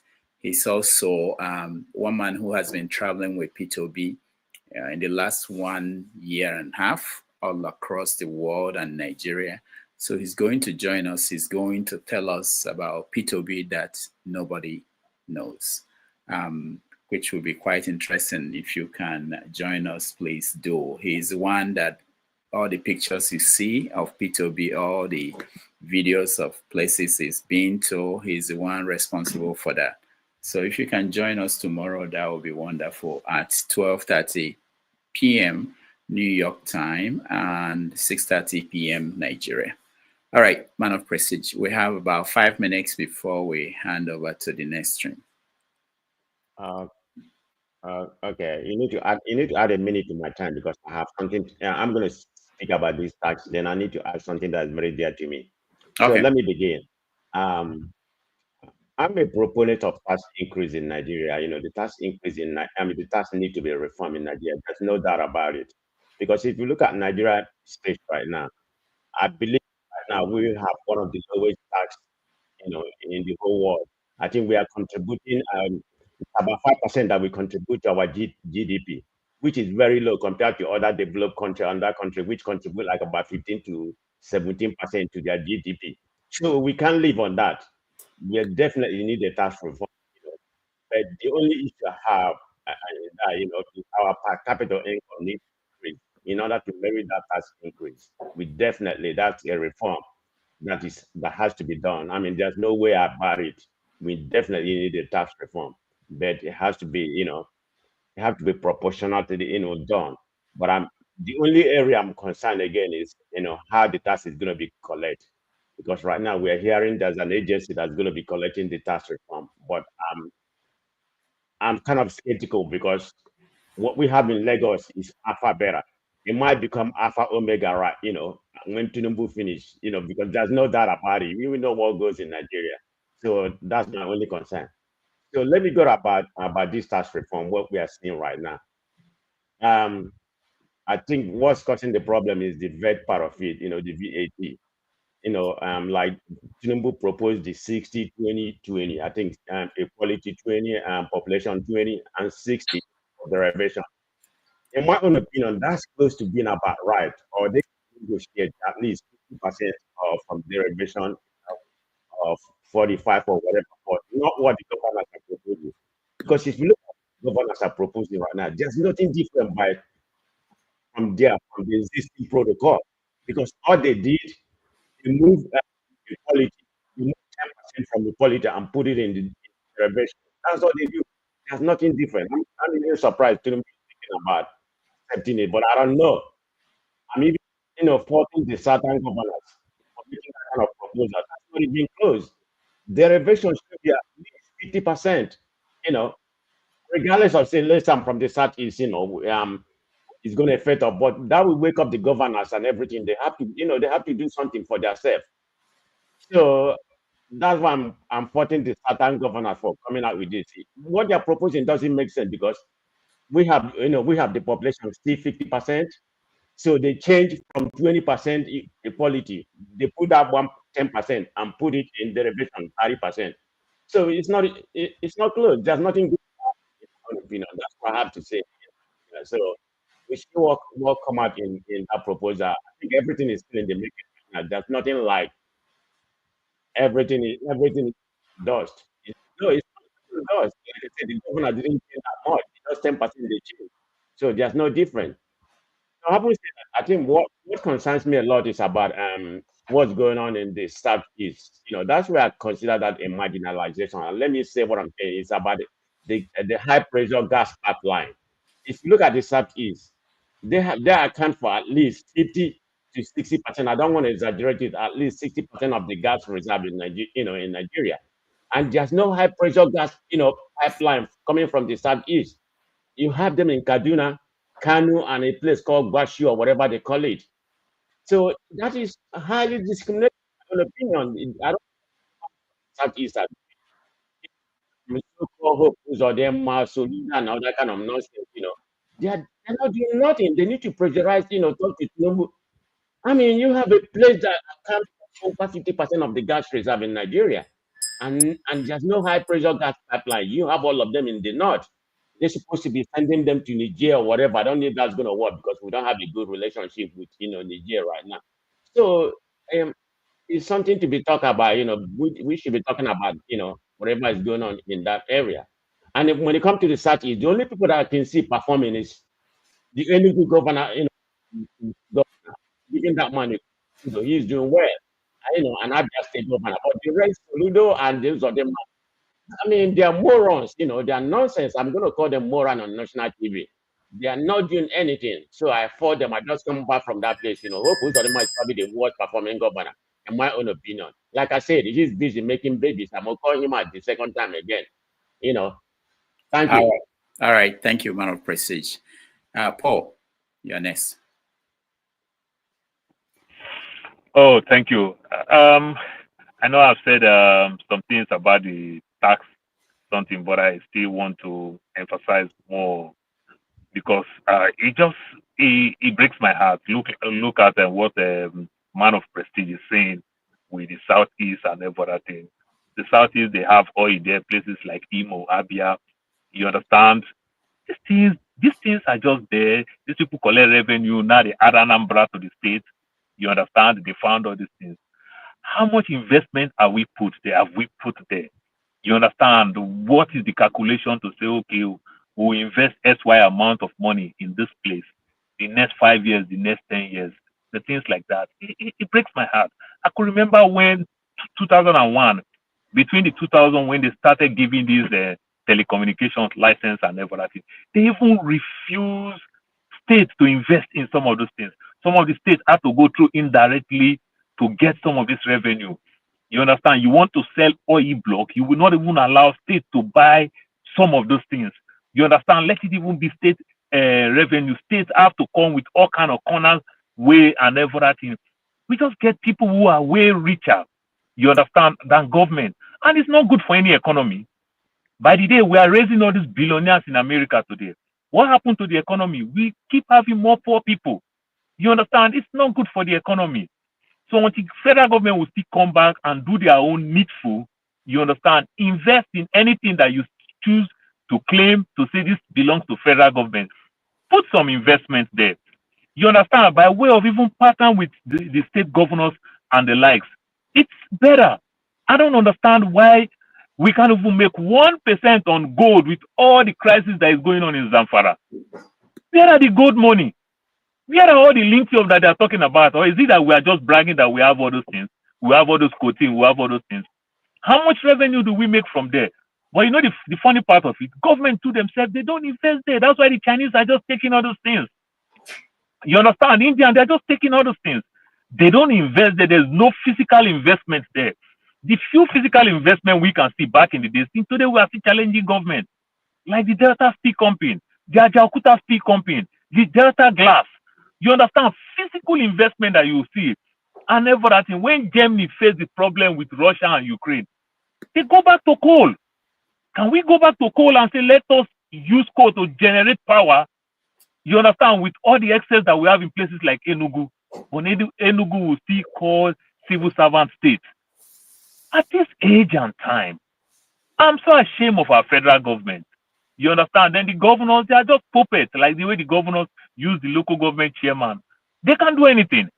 Everybody go there just to go make money. That's why the system is bastardized. And it will remain like that. If they choose not to change, it won't do anything. Doctor, very many persons don't know that they have a lot of cocoa in places like Akwa Ibom. Akwa Ibom have a lot of cocoa. As a young boy, we used to lift tons of cocoa in Akwa Ibom. You understand? But if they call cocoa today, people will still have that mindset of, oh, cocoa, Ondo State, and the likes. When we have these things, we don't even touch all those things. It's laughable. And we can't grow like that. Then, forefather, before I forget, forefather, don't use the US in terms of federal government and Nigeria. It's a different thing. It's a different thing. When you see Festus Keyamo say, oh, I met the people in Miami International Airport, I met these things. My brother, many of all these airports belong to local government, not even state. Local government, not even state. When you hear Atlanta Airport, it's not the state of Atlanta. They invest there because they make more revenue in terms of tax. But this airport belongs to the city. So understand some of those things. So if the city make more money, it's good for federal government to also get more taxes. But in our own case, federal government own the port. Federal government own the airport. Take your hands off those things. You understand? When the city owns some of those things, the state owns some of those things, the federal government will become lion to make sure that they make money from those things. But when federal government own it, they just abandon it. Look at old secretariat. Even when Tinubu was governor, Tinubu fight Obasanjo to buy the old secretariat, federal secretariat Ikoyi. Guess what? Tinubu fight government 2001. It's still there lying fallow. That is the federal government secretariat that IBB left in the 80s. You understand? It's still lying fallow there. That's how federal government works. America government don't own things like that. For interjecting, It belongs to state owning and stuff federal. doesn't define whether you are successful or not. McDonald's franchises that are present all over the world is not owned by the central McDonald's this in administration, but yet they are still making profit. Even if you own something, if the profit is going to the central government, so that's why McDonald's make profit, because McDonald's do franchise. You understand? So they sell product to you, like as we have Mr. Biggs in Nigeria, owned by UAC. You understand? It's franchise. Like as you have gas station. You understand? Franchise. You don't so own it. If I sell you a franchise, then I'm making money for you at ease. But in our own case, federal government own the thing. Don't own. Let people run these things and you make your own revenue. Then you open your eyes to take your money.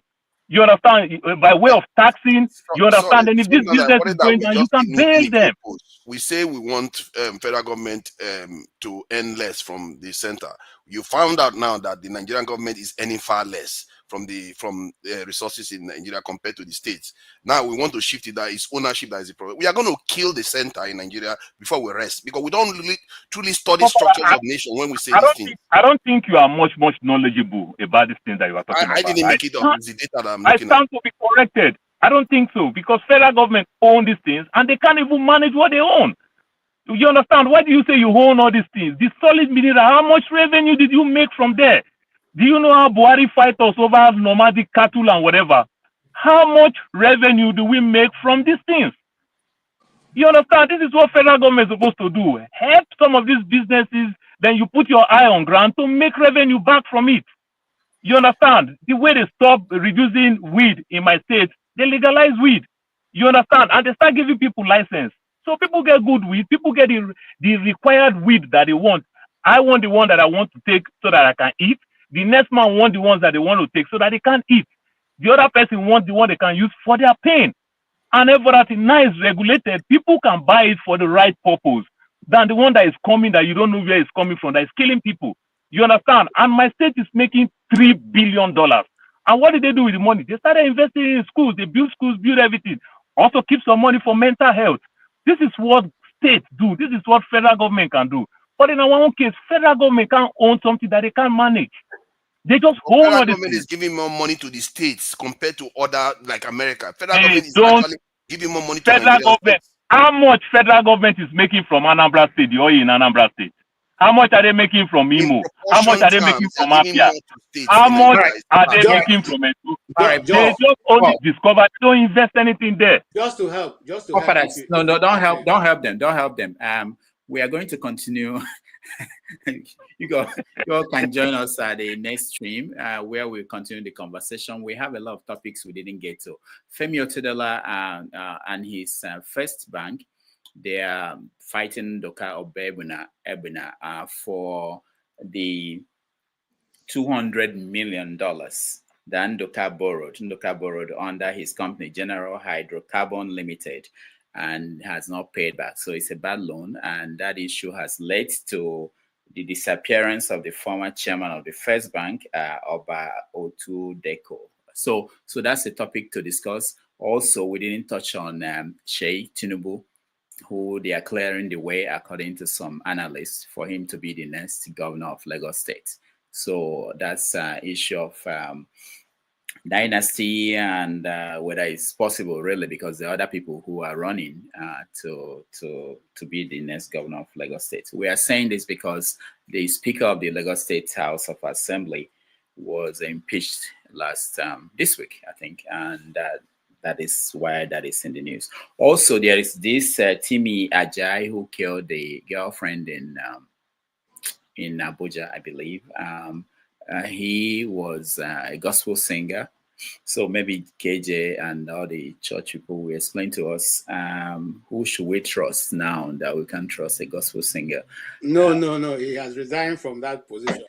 All right. He left singing gospel a long time ago. We'll discuss that, and I'll bring. We are going to have that conversation. So that's what forefathers will. These are the topics forefathers will deal with when we move over to his stream. Okija, welcome to the show. We see you, but we don't have time for you to speak. We want to thank those that supported us. Alexander Gomez, AB, we want to thank you for your support. Emmanuel Johnson, Nana Bash, thank you so much. Kulata, thank you. For those, we didn't take any break today for straight 3 hours. So that's how intense it was. So hopefully, everybody will switch over to join forefathers as we continue the conversation. Once again, thank you all for joining us. Let me just be nice. Okija, just one word from you.